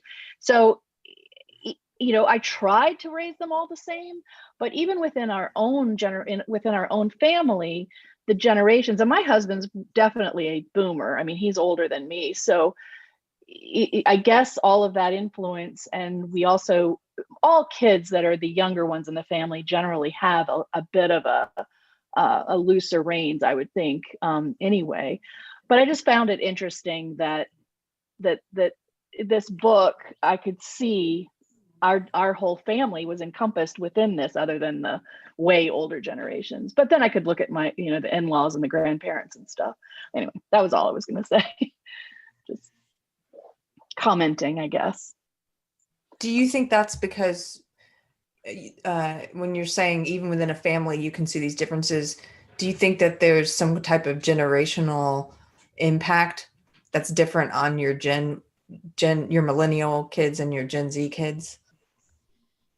Yes, I think that there are societal influences that maybe when they were in school and the influences they had. I also think that, I don't know, I do have an SJW child, and when the way that she was raised was to be very self-reliant and independent, and she was the oldest and all of that, did not rely on us for anything. So, once she got out of college, obviously we did pay for college, but she got very independent very quickly. But there was an adjustment period there too. I don't know. I think that I don't know. And then of course, COVID throws a whole other aspect into everything too. Yeah. College is now from home versus on campus, where a lot of this, which is not necessarily a bad thing, within school systems now. I mean, maybe more parents will be homeschooling. But anyway, I don't know if I made any sense, but thank you, Jeanette. Yeah, I have a question. Yeah. I'm still curious. Go ahead, Judge. Oh, is that Judge Lott? Okay, my question is, yeah, if you look at 1910 through 1980, and you look at who had the majority of power, missionary generation, that's FDR, lost generation, GI, silent. Boomers don't really come into power till after 81. So is it possible we blame boomers too much for the current state of affairs? Like the exponential growth of government spending, the welfare state, entitlements, foreign intervention, just the FDR was one of the worst presidents ever. He wasn't a boomer. Right. And even LBJ was a silent generation, all the Great Society reforms.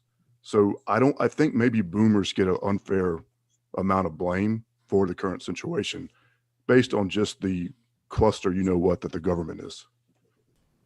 You're bringing up a thing, you're bringing up an interesting point too. Like, I think we've talked about the cycles happening, but while we're kind of driving on a road, up or down or whatever, like things, there's an overarching direction things are going. And in some ways, there has been continual progress through these turnings, in the sense of like, I would argue, the progress we've made towards anti-racism. I don't mean it in the social justice way. I mean like eliminating racism. Like that has been something that has progressed since prior to the country's founding, and I think has, until very recently, mostly been a positive direction. Right?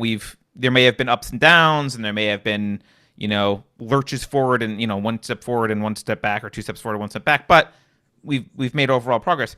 But on the other hand, there are plenty of things where we've made overall decline. And at some point, overall decline catches up with you and you trip over it. And like that might actually be enough to interrupt the normal cycles. Like at some point, like when the Federal Reserve was created in 1913. Almost immediately after the founding of America, we immediately started to screw up our monetary policy. Like that, obviously 1913 is not immediately after, but like we immediately started doing things that were setting us up for failure at some point in the future. And the authors of this book even recognize that financially things could fall apart very quickly. And they're probably would have expected things to fall apart already by now. So there is some sense that like if you're driving downhill, yeah, the wheels are turning, but eventually you're going to hit rock bottom. And at that point, maybe all bets are off. Maybe there's a great reset on the cycles. Well, I'd like to pose a question to you guys, and I can't really take credit for this idea, but what if we're looking at this on too much of a micro level, and instead, because this would be quote unquote the fourth crisis technically, like what if we're looking at it too closely on a generational aspect, and like the Revolutionary War was the first, the Civil War was the second turning, World War II was the third turning, and now we're in the fourth turning on a slightly larger level. So I just wanted to get your guys' thoughts on that. It's like a meta narrative to the a meta cycles. I love that, Rachel, because actually one of my biggest criticisms of this theory, which I call it a theory after I finish the book, I mean, it is a theory, is I don't think you can prove your point when you only really dive into one full cycle. I really wanted to see more of a deep dive into previous cycles, previous turnings. And so you bring up a really good point of maybe we could see that meta analysis a little bit better if they had given us more history. And I don't know what that would have looked like as far as how long the book was, or I felt a little awkward that I'm like, okay, you showed us what it looks like, but to us. And I know you can go online, you can see some charts and stuff, but I just left feeling like they weren't really able to prove their theory. And I actually kind of like looking at, like Rachel says, a little bit more of a meta-analysis of the generational aspect. And I don't think he really tried to prove the theory. They did go back, several cycles. They went back brought up some stuff from a couple 100 years ago, 500 years ago, but it wasn't addressed very thoroughly. It seems to me that they picked this idea of 20 because it's kind of plausible that a generation is 20, so it should be a cycle of 20. But if you just step back and just try to evaluate the idea, the pattern, like why 20? Well, that's because that's when a person grows up. But it's you have to ignore the fact that parents are an influence in the kids, right? That you're saying that the culture is the only thing that influences it, and that 20 is the number. And one of the things I was thinking is, why is it 20? Like, I think if you went back, say 500 or 750 years, the number might be 16 or something. So if he really wanted if he really wanted to analyze this and first start off by proving that this whole thing is true before making any predictions. I found the predictions just wearisome. There's so many were wrong that I just blanked out and just kind of ignored them all. And he was mostly wrong, wasn't mostly right.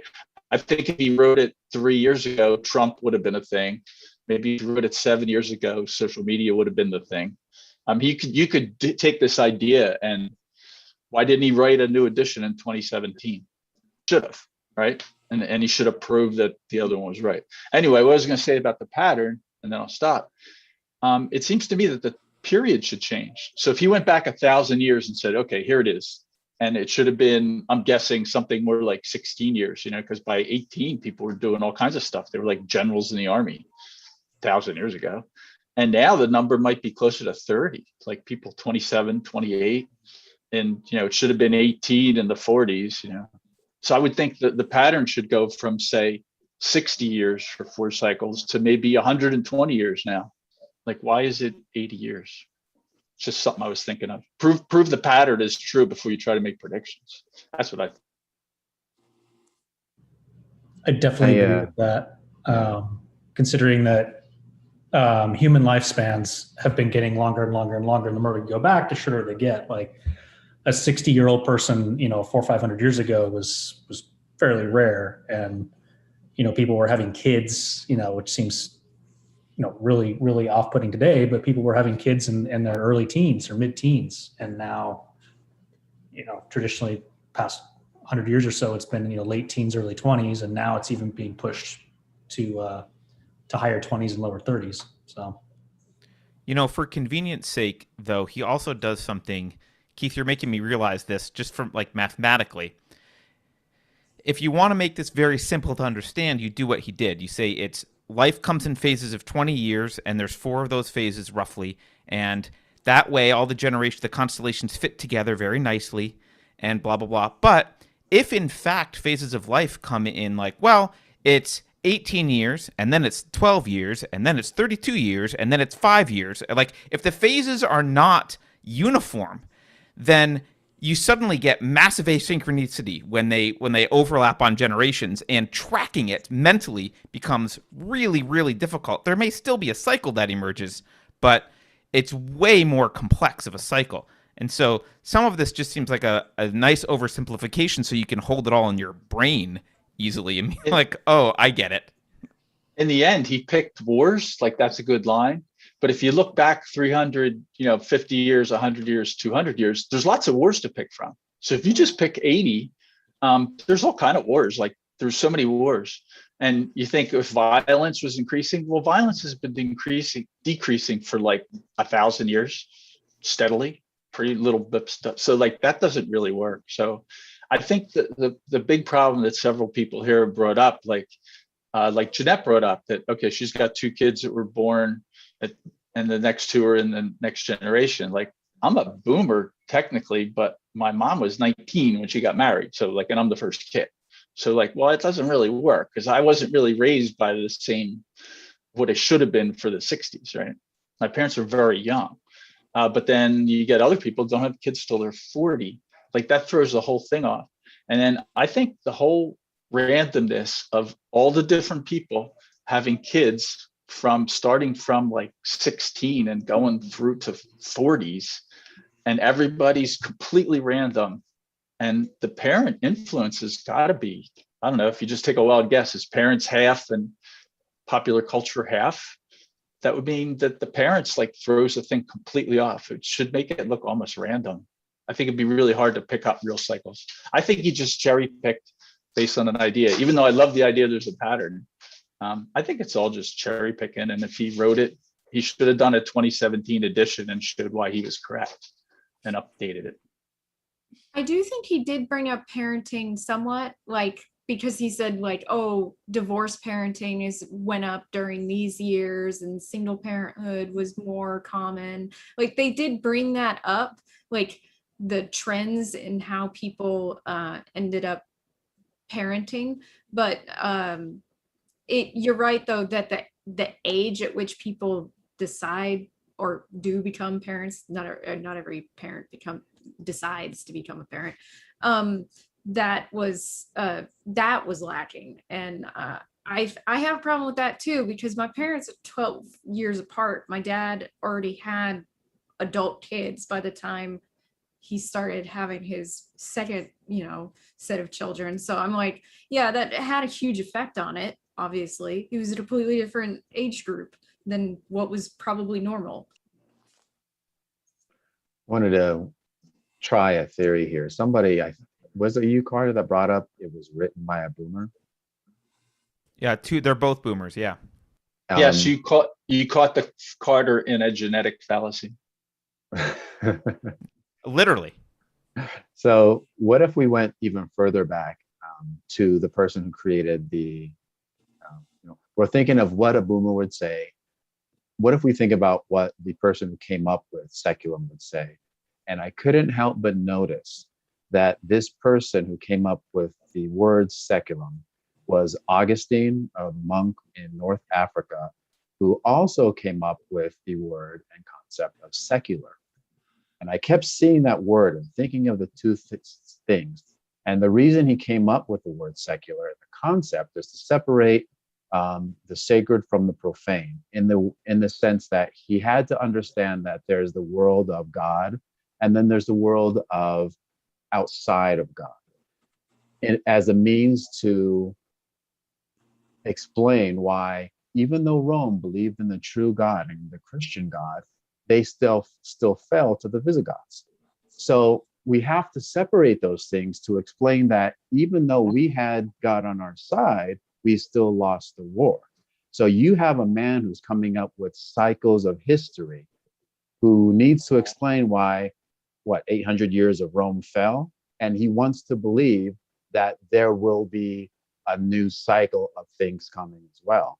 So maybe even the person who's coming up with this theory of cycles is doing so to create hope for himself that even the best of society in Roman culture is going to have some kind of rebirth in the future. Let me just make a comment here that the Visigoths were also Christians. They were just believers in the Aryan Heresy. So yeah, so then what's the Aryan Heresy, Deb? Let's see if I can do it really fast. The Aryan Heresy was that Jesus was not one with God for all eternity, but Jesus was generated by God. That's really fast, but it goes back to an argument about the Nicene Creed and Jesus' relationship to God. So which turning did they would still believe, though, that they had the true Roman faith on their side? Right, exactly. But I didn't want people to misunderstand and think that they were pagans.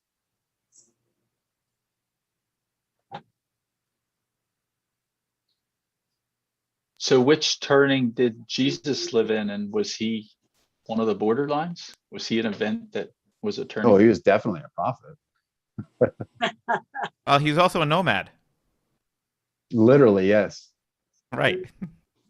I don't know. There's a theory that Jesus was a perfect balance. Like if you look at the Myers-Briggs, Jesus would be right down the middle. So maybe he's all four generations. I don't know. Yeah, that was my thought. He's all four. I noticed that Daniel had another question, or you said in chat. Do you still have that? Yeah. So for the last 60 years, everything's been kind of framed around this World War II boomer truth regime, if you want to call it that, where everything is kind of looking towards the Nazis. So if you're a Nazi, you're a fascist, and everyone in history from that is like Hitler. So, people like Nixon or Stalin, there's this, but now we're coming to a generation where there is no connection. So, there's no grandparents, there's no place. It is just history for this generation now. So is that a good thing or is it a bad thing? Because obviously we're seeing people call people fascists that they don't agree with on social media and stuff, and the word doesn't mean anything now. So it's quite interesting when the whole 60 years has kind of been built around this regime idea, and now it's kind of lost its meaning. But what does that mean going forwards? There's no connection to history, so there's no sense of where these kids have come from. There's no place. They're more like, in a good book called Road to Somewhere, they're kind of like global villages. It describes people like this. So you're saying like they don't really have a tie to any place Yeah. or the history of that place either. Yeah. So that, you'd have grandparents, or, but that connection's kind of fading as the years go by. So they don't, it's just history to them. Yeah, that was something or a point that was made in the book that I appreciated, the idea that, after a war, for example, the generations that follow have some type of connection to that war, whether it's their parents' generation who fought it or their grandparents. But once you reach that youngest generation that has no attachment to it and it just seems like dead history, then there's that, they were trying to say then that's the young generation that then will want to rush into a war. And I mean, that seemed to ring true for me. I feel like a lot of young people are, at least people who were calling themselves social justice warriors at the beginning, they view themselves as these righteous fighters. And as others have pointed out, I think it was Katie was talking about looking for like an enemy to fight and then creating that enemy. And I think that there is a desire on behalf of people who've never been touched by war to, that it's this righteous thing that we need to rush into. I don't Maybe know. That's what Antifa is, Carrie. Like they're looking for some violence they're looking for a war to fight. So yeah, they I think they so. form a little army themselves and go smash up Starbucks because that's the big enemy. They want to be heroes. They want It's to their have this religion. Yeah. Nancy Rommelman, she's been writing those pieces for Reason magazine. She actually goes into that at first Antifa was fighting for one thing, and then that thing's no longer something worth fighting for, like the election, for example. And now they've picked a new target, and they're basically just going to keep hopping from issue to issue, whether they're real or made up, just to continue their, it's like a meaning crisis to them, I guess. It reminds me of something I read from Mircea Eliade in the Profane book, or Sacred and Profane. It is the nostalgia for the perfection of beginnings that chiefly explains the periodical return to the beginning times. And that made me think of exactly what you're saying here, to where it's not that they have an endpoint. It's this nostalgia for the idea that a fresh beginning, regardless of who, what, when, or where, the beginning in itself is a clean slate. So that's why they always want to destroy, but you never hear them talk about too much about what comes next, and they haven't really thought it through, because it's the nostalgia for the clean slate that has its religious roots, and that's why they have such a religious zealotry for this destruction. But of course, they're secular. I think that goes back to the idea too that looking at it from a 20-year parts to a cycle might be a little too zoomed in, because you could talk about how like throughout all of history, like there was like the ancients in the Middle Ages, and then modernism, and then postmodernism. You could make an argument that we're kind of entering into that. And so it does seem like there's really a push to destroy kind of everything in our world as we know it and rebuild from scratch.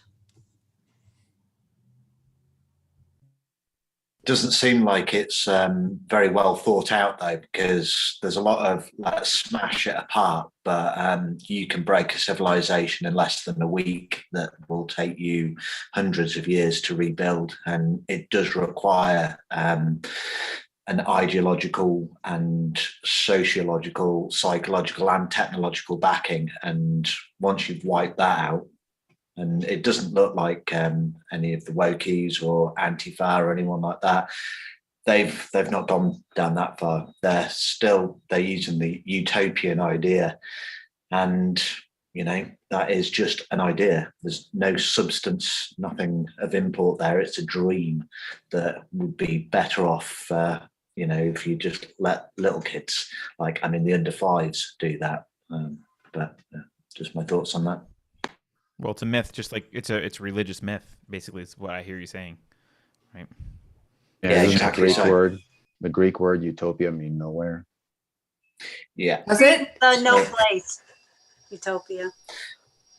Well, it's Wow. not a real thing. Yeah. Hey, so what did you guys think about the preparation chapter? And I'm asking Carter first because I was thinking you would agree with some things and wildly disagree with others. You should not ask me because I did not read it. I did not get to the preparation. So let me just tell you my experience with this book. I read through the first turning and got bored and skipped to the fourth turning and read that and the prophecy of the fourth turning, and then I didn't read the preparations yet. I'll probably read the preparations, but yeah, I apologize. This book, it was not doing it for me. It was just. Well, let me read something. Tell me what the preps are. Let me get your opinion on something because I think you're going to agree with this, but disagree with some of it. So, in the fourth turning, they said we should apply the following lessons of seasonality. We should rectify and return to classic virtues. Build a reputation as a person of honor and integrity who values self-restraint, family commitments, cultural decency, and mutual trust. Be a good citizen. And I see that one. I think you would agree with all of that. No. Wait, what? That wasn't even the one I thought you were going to disagree with.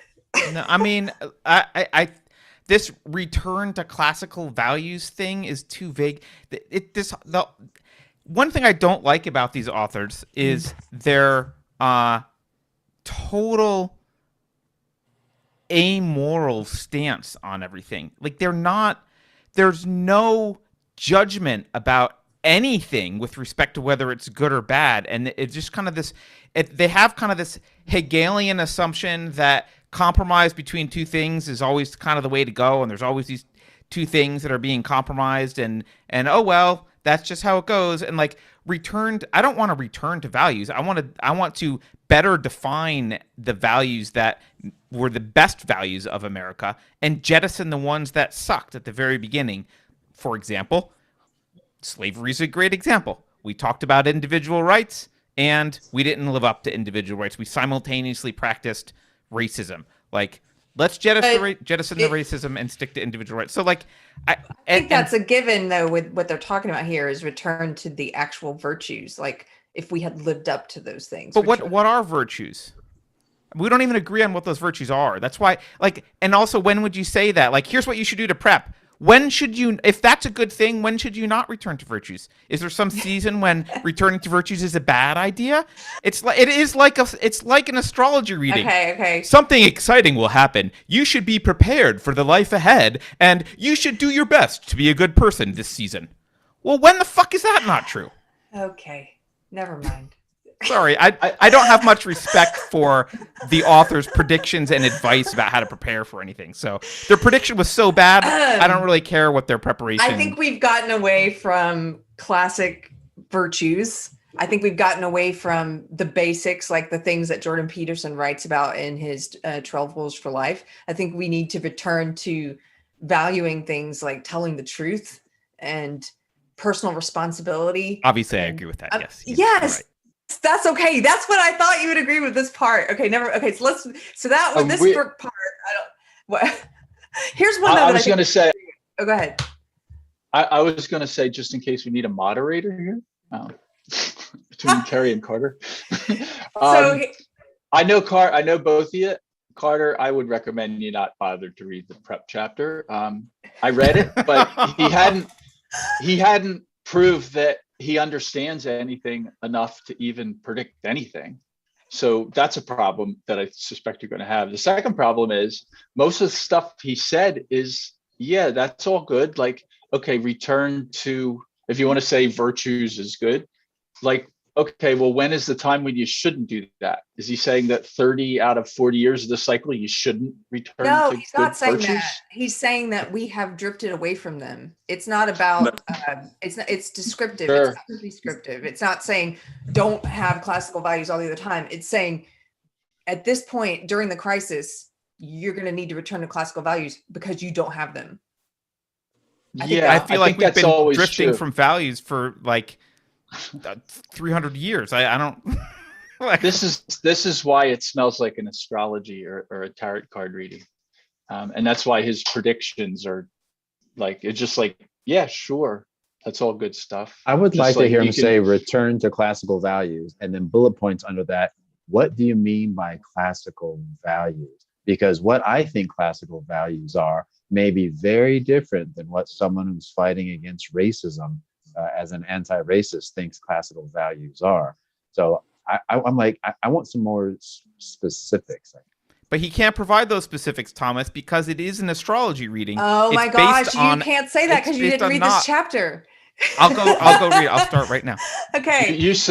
You summarized for him nicely. No, I didn't, because I only got to do the one bullet point. And okay, you did have a second part. Then he disagreed all about the thing I thought he would agree with. Okay, can I just go through these real quickly? Rectify, which is return to the classic virtues. I don't have a problem with that section. I think that we should return to the classic virtues to prepare.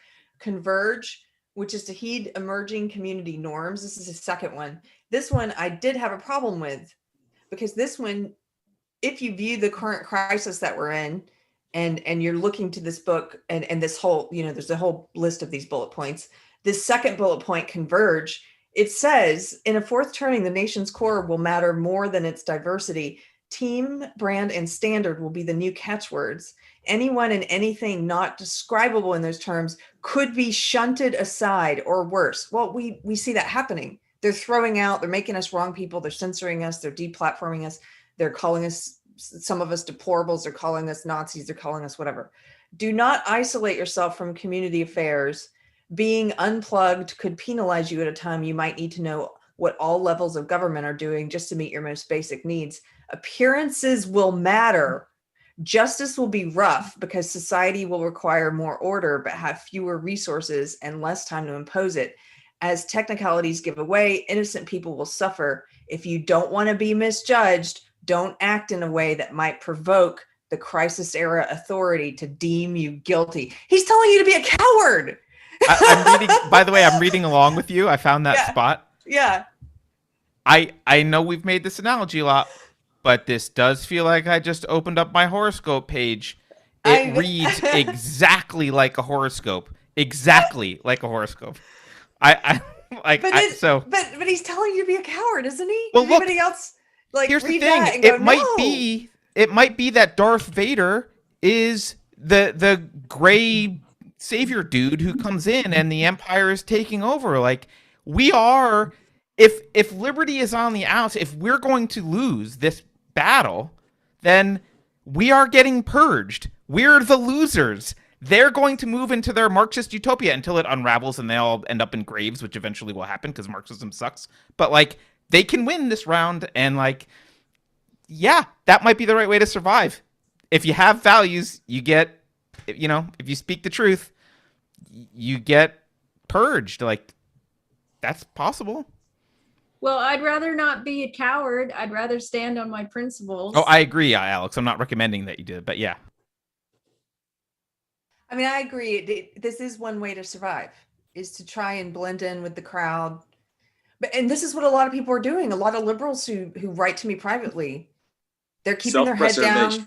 Yeah, they're keeping their head down. They're trying not to offend. They're quiet. They're letting their fear control them. And I mean, I don't know, maybe that instinct is, maybe those people outlive the people who refuse to bow. I don't know, but it just struck me as I really didn't like that part. So I don't know. No, well, I was excited that one of his multitude of crisis scenarios was secession, but I don't think that's happening. I think there's something in the book for everybody. Just that's like right, Keith. There's something in the book for everybody. Like a horoscope. Well, I think what he's trying to say is that if you are on your own island by yourself and there's that crisis, you're not going to survive. So you have to take measures to sort of prepare for that, and like you said, not be deemed like on the wrong side of things. The downside of it is like what Carrie's saying. Like, well, so that basically means that you're going to give up and just allow what you believe to be wrong to be what wins out. And do we want to allow that? Right? Or are you going to be brave and start? Yeah. Well, they're not right necessarily. He's not saying they're right, but for self-preservation purposes, don't do anything that can be misjudged against you, because you have to be able to survive. Basically, is what he's sort of implying with that suggestion there. But Right. yeah, I I'm agree just with saying if that's the way it is, then what we should be doing is exactly what we are doing, which is telling people you're not alone. You don't have to be isolated. Right. There is a community of liberty-minded people who hate this crap, who would be happy to build a society based on individualism and live in a society based on individualism and jettison this social justice Marxist crap. You're not alone. Don't isolate, and don't pretend to go along with it. Find us. Come over here. Well, We're here. I think, I mean, that people aren't just putting their heads down, not just with sort of stuff that's going on with this group too, but, I mean, I think that there are people who are creating different social media platforms and, how we're moving to Bitcoin and things like that, like protecting ourselves against, like sort of building like an alternate underground society. I think that is happening. So I don't think people are just rolling over. I think that there is like a big movement that's happening underneath this. I think you're right. Yeah, and we may have, I don't know that we all necessarily agree that we're in the fourth turning, that the catalyst has happened. But if we assume that the catalyst happened at some point, we've not gone into a regeneracy yet. There has to be a regeneracy where everybody coalesces before we can have the climax of the crisis. And I think we could all pretty much agree that there's been no regeneracy. That's got to have a cohesion. There's got to be a coalescence around an idea. And I think the problem with sit back, don't say anything, is we might be able to control what gets coalesced around. If enough people speak up, we can coalesce around what we're talking about rather than what the critical social justice proponents would want the society to coalesce around. And that could what the outcome of the turning is could depend on which idea gets the coalescence. Or it could just be both of them do, and there's actually a separation. But if no one coalesces around the good stuff, then there's no separation and bad wins. So you got to coalesce around the good ideas. But yeah, because even if quote unquote bad wins, I mean, a lot of people who are in social justice ideology don't like truly believe it. It's like a mind game that they play with themselves, and if that starts to break down, I mean, I think that there will be a lot of people who are going to be very thankful to jump ship. Well, and this is part of the reason why I keep saying show up. Like if your city is distressing, defund the police. If your school board is distressing CRT in your classrooms, you need to show up and tell them you don't want it. Like whether or not you're like on YouTube or writing articles on Substack, that's probably the best thing you can do, because there's this whole idea that if you don't speak, then no one knows that you have an opinion. And if your opinion is don't do these things, then you have to show up. And I keep saying it. Like I write to my city council almost every week about this stuff because I don't want them to defund the police. I follow my city councilors on Twitter and stuff like that. You have to show up. If you don't show up, you can't expect the changes you want to happen or the changes you don't want to have happen to be real. Social justice ideologues, whatever you want to call them, are so good at mobilizing too. Like that is what they do. That's what they were taught to do. Where they're following the rules for radicals guy, a little bit of Marcuse, like that is they're so good at it. So I'm pretty fairly convinced that and I've been convinced of this for a while now. Maybe it's my own, like, I don't want to be the hero, like, mentality. I don't know. But I think Gen Z, I think that coalescence will happen. And I don't know if it's just hopeful or But I feel like there will come a moment where Gen Z says, someone had mentioned earlier about social media and technology as a tool. I hope, I mean, it could go really bad, but I hope there's this point where they go, this is bad in these ways. This is great in these ways as a tool. And there is a major pushback, because I think a lot about all the cancellations, and I think, oh my God, I'm just like, I'm not the same person I was 20 years ago, and thank God I wasn't recorded. And all these millennials, these young millennials coming into the workforce, I'm making the connection here of that there's going to come a time where no one's going to be able to participate in society based on some previous iteration of themselves. And so that generation, which I think is Gen Z, is going to say enough is enough. And that maybe will be the shift in the culture to coalesce. That's just my personal theory. I have a little fear, though, that as the culture battles itself out and the ideologies are warring with each other, there are some real bad actors that are getting involved on one side. So big tech is really gone woke. And so, everyone thinks, oh yeah, we missed 1984. Look, Big Brother didn't happen. No, it did. We put the phones in our own pockets. We invited Big Brother in, and they control us from the shadows. And if big tech is woke, then it doesn't matter if we can win the argument. If the dollars say, no, you do what we say, or you will be permanently cancelled, how do we get around that? I mean, that is my biggest fear. It's not the sense won't win out in the end, because it will. You can't build a bridge on 2 + 2 = 5. So we will win eventually, but will we all be sheep in a pen by that time? That is my fear. And one of the things, as far as parents in trying to protest or push back on CRT, they're getting doxxed.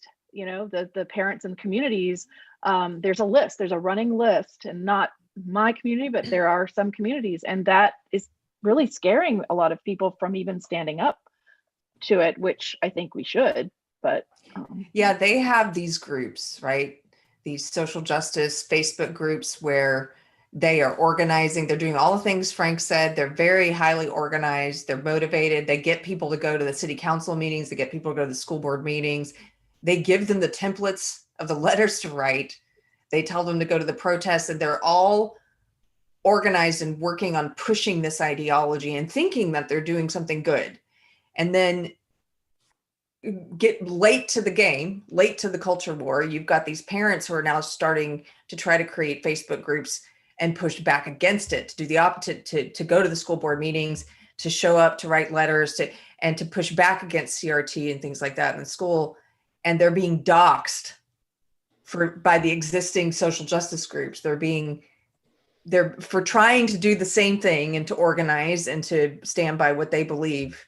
They're being put on these blacklists and, tarred in their community and called names. I'm sure lots of them. I saw the Virginia one. They're called racists and all this stuff. I think we have to figure out how to. I've thought about this a lot lately about how to counter this ideology in a positive way, as opposed to just being anti-social justice. We have to offer something else. And so far, I've been so focused on explaining what's wrong with the ideology and being anti-social justice that I'm realizing I haven't spent a lot of time defining what I'm for. And I think that's the missing element here, is we have to create a movement for something. And, for example, they do things like they have BLM tabling and protests and stuff in our town square all the time. And I was thinking, what if we did a table that's like set up next to them, like the truth about BLM, where we're explaining what we believe the ideology to be and what BLM to be, but that's still anti. That's reactionary. It's reactionary. And I think instead we need a table that's what we're here for: liberalism and equality and individualism. They are the ones that are sponsoring MLK Day speakers. And they're trying to recast MLK as something he was thoroughly opposed to. as a collectivist, as a racist. He's not. And we need to be organizing the MLK Day speakers. We need to be, I think it gets back to what Mark Pellegrino said on Friday, which is that there actually is a relatively coherent, integrated way to make arguments and paint a picture of the future for people. And it's based on self-ownership. And self-ownership is a message that if we talk about properly, can be compelling to people, especially if we're going to do the fourth turning thing and assume, I know that we're skeptical, all of us, about the validity, but for the sake of this discussion, prophets are being born soon or now or whatever. Like, this is the time to give them an ideology that they can understand, that they can fight for. And for me, and part of the whole, frankly, one of the reasons that I started Unsafe Space is self-ownership. It's individual sovereignty. You own yourself. No one can tell you what to do. It's scary. It comes with responsibility, but it is the only way to live a happy, successful, integrated life, is to accept ownership of yourself. And that means assert it and don't let anyone take away your right to behave the way you want, and accept the responsibility, right? There's that Spanish guy who said, and God said, take what you want and pay for it. Like, that's like, yeah, you have to own yourself, accept that responsibility, and pay for it. You're going to be wrong sometimes. Pay for it when you're wrong. And I think you could build, you could paint a vision for people of what the world is like when people are actually treated as individuals, when people actually respect each other as individuals, when they actually accept responsibility, when they live and let live, when they are able to say, I disagree with that thing that you're doing, but you have a right to do it. When they say, I'm going through hard times, or this person's going through hard times, but that doesn't give them any that doesn't give them moral authority to take anything from you or to ruin something about your life. You know what? I think your negotiation with your employer sucks. I think you should have health care, but that's not up to me. That's up to you and your employer, and it's none of my effing business. Like, that world, I think we can paint the picture of that world. It's just a picture that is we need to appeal to the best in people, not their fears. The social justice ideology appeals to people's fears. The world's going to be horrible. You're a victim of this. This could go wrong. We have to plan for that, blah, blah, blah. We need to appeal to people's goodness and say, look, you have unlimited potential. You are a powerful human being who could lead an amazing life. We need to unshackle you from the society that wants to claim ownership of your life, of your productivity, of your decisions. Those are yours. You are free to soar to the sky, put on Icarus's wings and go. And if they melt and you fall to your death, good for trying. You're going to have to deal with that, but it's yours. And if you get there, good for you. It's still all yours. And that to me, that's what motivates me. That's why I'm even talking about these things, because I see it's not my potential. I look at my child's potential. I look at people around me. And every time I see someone shackled by society and by people saying, you can't do this, you got to do that, you got to pay this, you got to have these rules, you can't start that business, you have to do this, blah, blah, blah. All I see is lost potential. We've missed the cure to cancer. We would be on Mars. Like, all these amazing things would happen if people would get the hell out of each other's way and let them voluntarily interact with one another. That's the vision. And that's how we end this crap. Instead of listening to worn out hippies who think that smoking pot and like contemplating the existence of the ceiling and love conquers all is some philosophical statement. It's not. There's nothing profound about hippies. Nothing profound about them. Sorry, that was a rant I didn't expect to go on.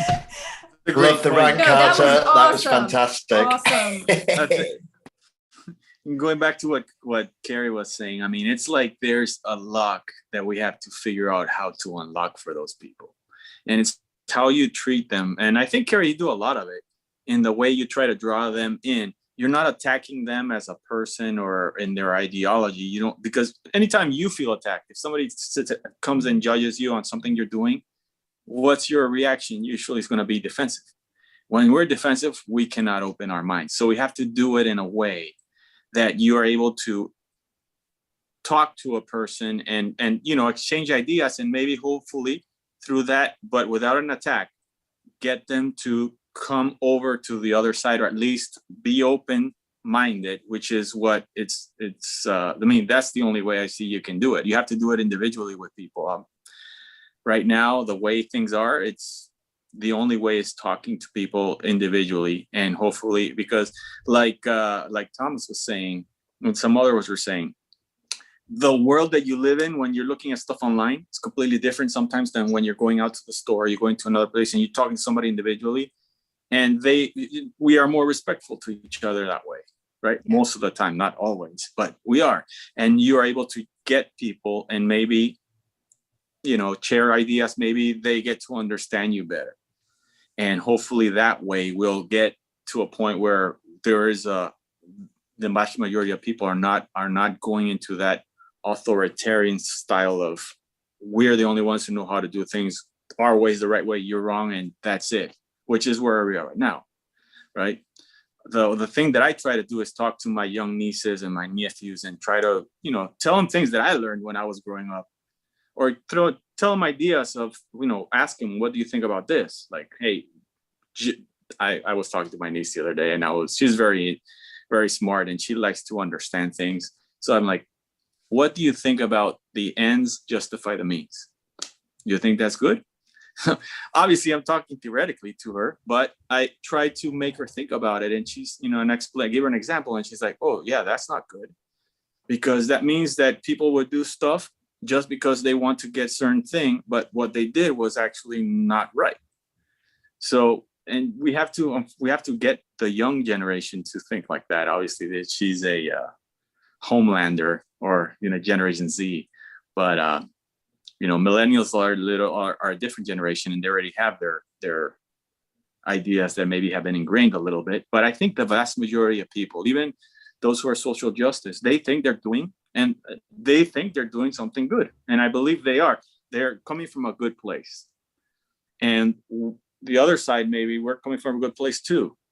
And not to say that the ideals of diversity and inclusion, those are all great ideas. Everybody wants that.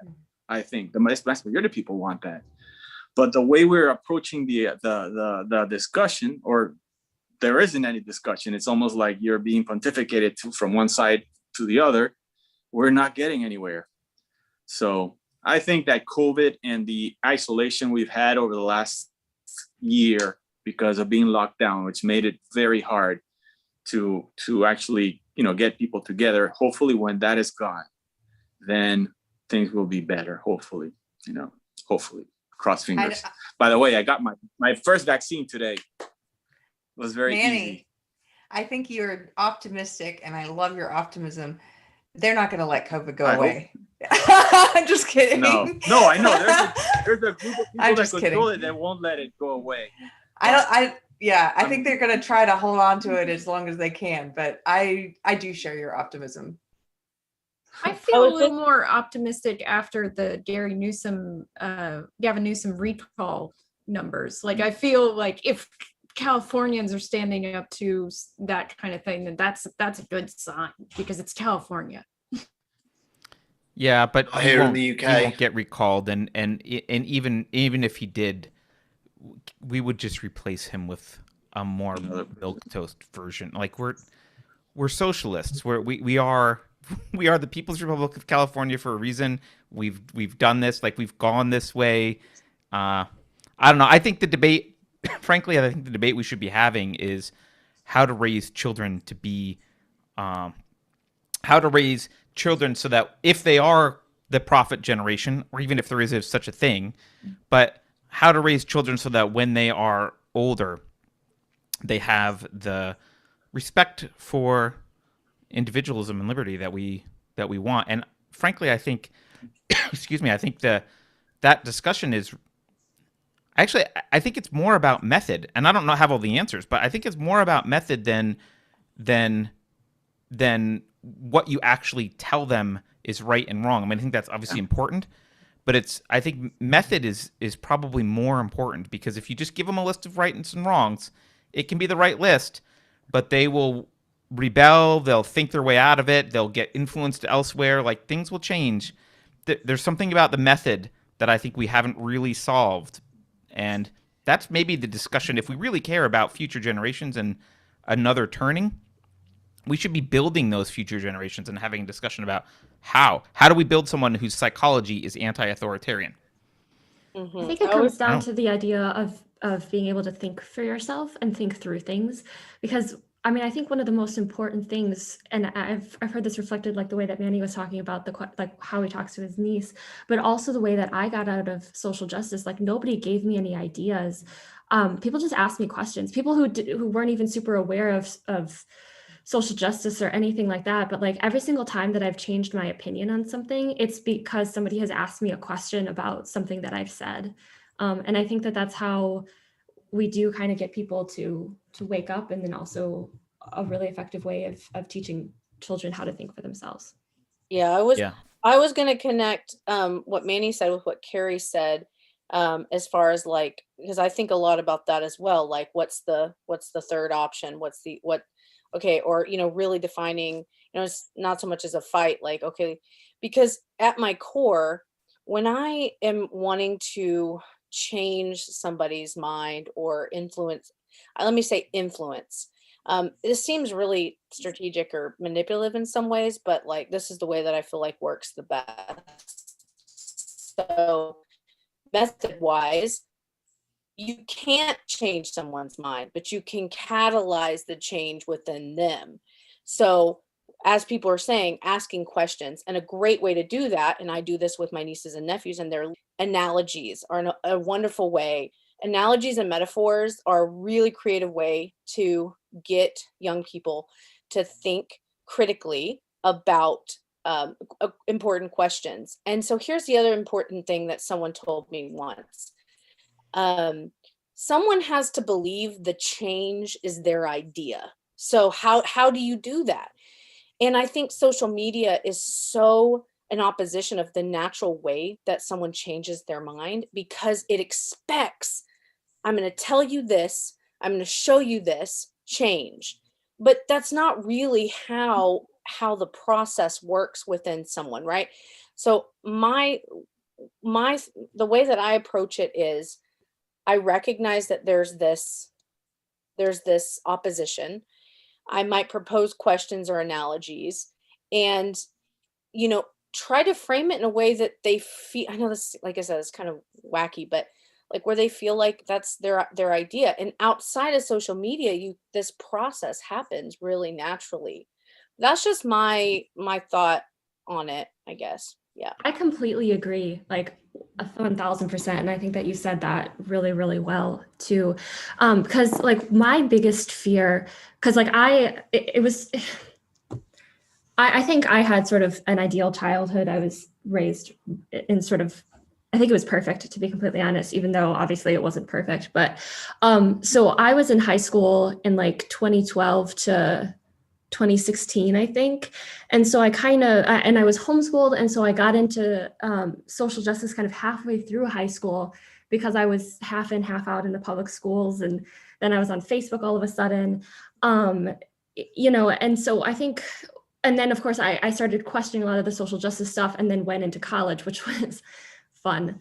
And I think the hardest thing was that even though I was fighting myself against social justice, everyone around me was at least speaking that language.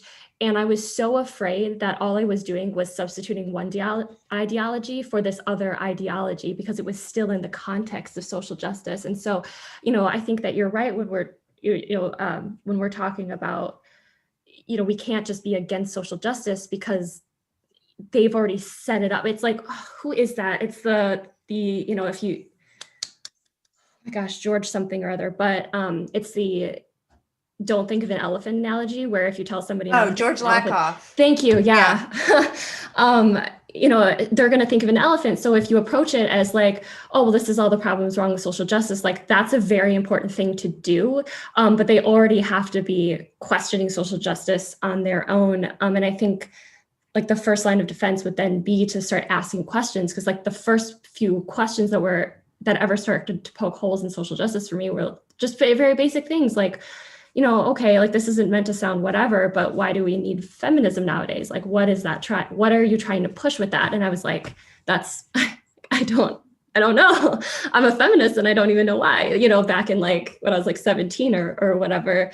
And I think my boyfriend helped a lot in this, because he would ask me questions, or he would sort of say things that he thought, but he never told me like I should think this or I shouldn't think that. It was a lot of discussion based, and it did take me a long time to sort of finally detach completely from social justice. I'd say that that's really still kind of a recent thing.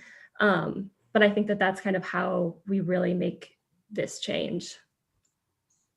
That's been my experience too, with friends of mine who I maybe met at a point when after I left social justice, but met them at a point where they were casually accepting some of the tenets of it. And to leave it, I've never, the few times that I've seen a friend sort of change the way they looked at the world around, in my presence over a period of time, it hasn't been a forcing, like we talked about before. It's not me saying, read this or do that. It's just letting them express their beliefs and telling them when I disagree and asking questions. And then they go and read stuff on their own and come back. And some of those friends have gone past me over to the right. Like, like because they're just learning on their own. Like you said, they're asking their own questions, and and also not making them feel unwanted or bad or somehow for having differing opinions than you. I'm not always successful at this at all, especially online. I do, Manny was saying, you don't attack people. Oh, I've attacked some people online, but that never gets anywhere. If I do that, it's usually with a sense of humor for the benefit of anyone else who might be watching. Because I do think we should mock social justice beliefs, but in interactions with people that who are in this belief system or who have accepted some of the tenets of it, if you know this person in real life and you want to influence them, to use your word, Lindsay, you can't be dogmatic about it. You have to be open and welcoming and ask them questions. Yeah, because like you're not allowed to have your own thoughts in social justice, and that's right. The point. And that's one of the reasons why I have a lot of hope that we can help people kind of just rediscover themselves and like their own values again, and empower them to just speak and think again. Because a lot of people who are in social justice, like it started off, like probably for me, it started off with one belief, like, yes, I am for this thing. And then it's like, well, if you're for this thing, then you have to be for this thing. Otherwise, you're not actually for this thing. But if you just allow people to backtrack and go like, actually, I don't think that, and I don't think that, and I don't think that, then they can draw those lines in the sand for themselves and actually start having real conversations. That's something I found, like I've been listening to Jordan Peterson a lot too. But, and he talks about how like when you are actually having a conversation with a person versus, you're having a conversation with somebody who's just speaking the words of somebody else. Yes. You can tell the difference. And I think the goal is to try to get them to speak their own words and have their own thoughts, but that's not going to happen with everybody. Like somebody said in the chat, Daniel, depends on how far they've gone. Yeah, some of them are way gone and it's not worth the time. Yeah. And also some of them do have bad intent. I know we talked a lot about, and I do believe there's a lot of people in it with good intent, and the majority of people I think they believe they're doing something good. I think, to get it back to the book for a second, I think the millennial generation thinks they're going to be the heroes, but then there's I think they think they're already the heroes and are victorious. But there are bad actors as well and they're the ones I think who kind of write a lot of the theory and stuff that guides the movement, and make a lot of money off of it while they do it. Rachel, to your point about saying that SJW, is like you can't have your own thoughts. I just wanted to say, in any extreme ideology doesn't allow you to have your own thoughts. So I think I mean, I know the context here is social justice, but I mean, we're having some conversations in chat around ideologies, and that's my question is, how do you prevent someone from going from one extreme ideology to the next? And because at the end of the day, ideology does not, I mean, that maybe this is just me. I don't know, someone maybe could have a counter argument to this, but ideology just in general doesn't allow you to have your own thoughts. Mhm. Lindsay, what you were I saying, like the. you were saying before that you thought your ideas were a bit out there, but that's the same argument that Peter Boghossian and James Lindsay use in their How to Have Impossible Conversations. It's about encouraging people to do the thinking for themselves, and that is essentially what it all comes down to. You cannot tell people what to think. You can lead the horse to water thing, but yeah, you can bring them towards a way of thinking for themselves, and that works. And both Kerry and Carter, you've both said it's no good just being anti-woke. You've got to have something else. Well, part of that is we don't need a better ideology. It's already there. Just the liberal ideology, it's been around for God knows how long. But the way to be anti-woke and show people something different is to say, no, you think for yourself, you have principles, and you live by them. And if you fail, then it's your own fault. Deal with the consequences. So we do have the response to the woke. They just don't like it.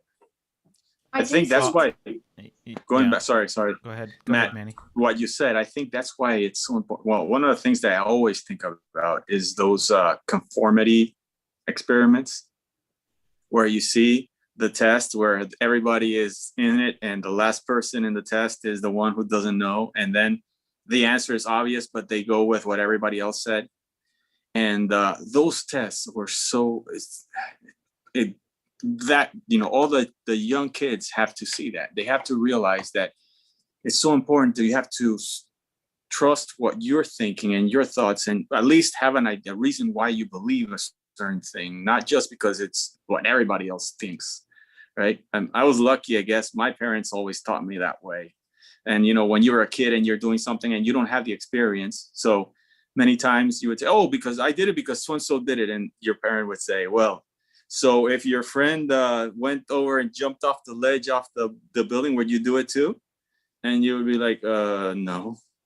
It sort of taught you to, well, you cannot do what everybody else is doing just because they're doing it. You have to think for yourself. And that's what what almost everybody's pointing out. And hopefully we can go back to that mentality again. And maybe it is a generational thing. I don't know. But anyways. I do think that some level of conformity is necessary for a society to function, though. Yeah, true. What I think so. I was going to say something, and then I just was thinking, oh wait, yeah, conformity is good, but you know what I think is lacking? So one of the ways that I lead, and why this has been so, this whole SJW thing has been so hard.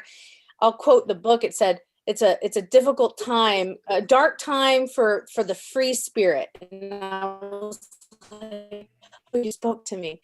But I connect with people on vulnerability points. And when you have a culture where no one can say how they, say their truth, or they can't make a mistake, you lose opportunities to connect really authentically with people. That's why I feel like it's so dangerous. But when I think about ideology in general, it doesn't allow for vulnerability points and exchanges that humanize the reality of our experience, I guess. So. Yeah. Guys, we've been going I love this, but it's almost 3 hours. Wow. And I realized that I was about to say something else, but it would just open another Pandora's box that we could talk about for another 3 hours. So I'm going to shut myself up and suggest that we do some last minute, any final thoughts anyone wants to have so we can wrap the show up. I just wanted to plug the book for next month. We'll be reading Carter's favorite, the only astrology book that you ever need. I'm just kidding. That's a joke. As Carrie would say, you have to point out my sarcasm. I guess I should be pointing That's out your sarcasm. jokes. Yeah. I've been waiting to do that joke since you first called this other book astrology. I don't think I was the first person who said astrology. I think it was Deb. Or Alex, yeah. Oh, Alex. Yeah, I think I said astrology. Yeah. Well, my Then final Hokum. thought is just to remind everybody that predicting the future has a terrible track record, just terrible. And this book is about predicting the future. And I'm off for a theory. I just thought I think I may know maybe where these guys are at, the authors, because if they think they really know this, like the stock market would just be easy peasy for them. So they're probably like billionaires on an island somewhere. Because if they're right about like how the whole world works and predict one that, passed away. they should be rich. Oh, never mind. The other guy is still, I think he gives just a few interviews. I don't think he does a lot of public stuff anymore, but I don't know. But it would seem, my point is really, even though I was being sarcastic a little bit, the stock market is just so much easier than this. And how many like billionaires do you know that use the pattern method of investing, where they just watch patterns and like it doesn't work, right? Why would it work for the world? Like they're not, remember Isaac Asimov Foundation trilogy is sort of like this, but that took like 1 trillion population before you can predict anything. I So anyway. thought of that book series too when reading. Well, on that note, if there are no trillionaires in the audience, then I guess we should wrap it up. You want to plug the real book for next month? Yeah, it's I don't think I have it with me, but it's Douglas Adams' Hitchhiker's Guide to the Galaxy is our next book. It's gonna be just fun. There we go. Matt's got it. Let's see if we can I spotlight him? Hold on. There there's Matt. I've only read it about 15 times, so yeah, it's going to be an easy one for me. I can finish reading The Fourth Turning instead because that one's Don't bother. fast and easy, and I've read it a whole bunch of times. So yeah. Anyway, oops, I'm not even. Here. Let's see. Remove spotlights. I'm boomerang now with the text. Yeah. All right, everyone. We will see you next time. Thank you, everyone, for joining. We will see you next month for Hitchhiker's Guide to the Galaxy, and we will see you tomorrow for Coffee Break, just as... Is it still on the Clips website? Yes, thank you. We are still on the Clips website because we are still... I think we're banned from YouTube for a week, so we won't be back until roughly Thursday time frame. Hopefully next Friday we'll be back. Did you eat babies again, Carter? Yes. They caught me eating babies, and I don't know what else. Stuff against their terms of service. So thank you guys all for participating, and thanks to all the new people for showing up. And if you've been in the chat, thank you for sticking around. We'll see you. All right. What do the kids say? What do the millennials say? On the flip side? I don't know. In the upside down world. We'll see you there. Okay. That's what the Gen Xers say. Bye, everyone.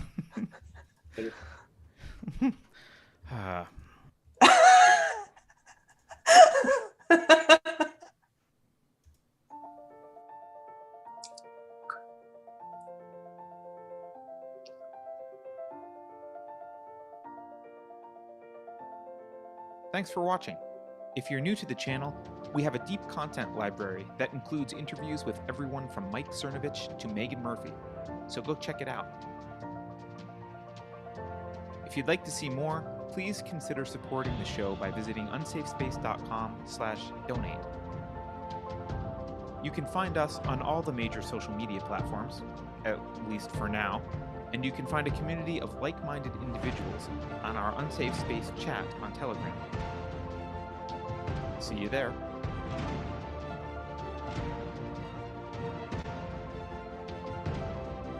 Warning. This is an unsafe space. Dangerous ideas have been detected. The content of this production has not been authorized by the Cathedral. Pay no attention to it. The following co-conspirators have confessed to crime. For your protection, contact with these individuals is strictly prohibited. Did you know that liberty is just a dog whistle for insert evil ideology? If you think about it, no one should be allowed to express opinions. But don't. Think about it, I mean. That's not your job. Thinking has been scientifically proven to be less efficient than compliance. Oh no, please do not protest against racism. Anything but that. I beg you.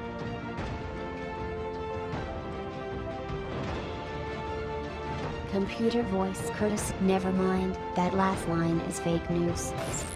Please disregard it and return to your safe space immediately. There will be cake.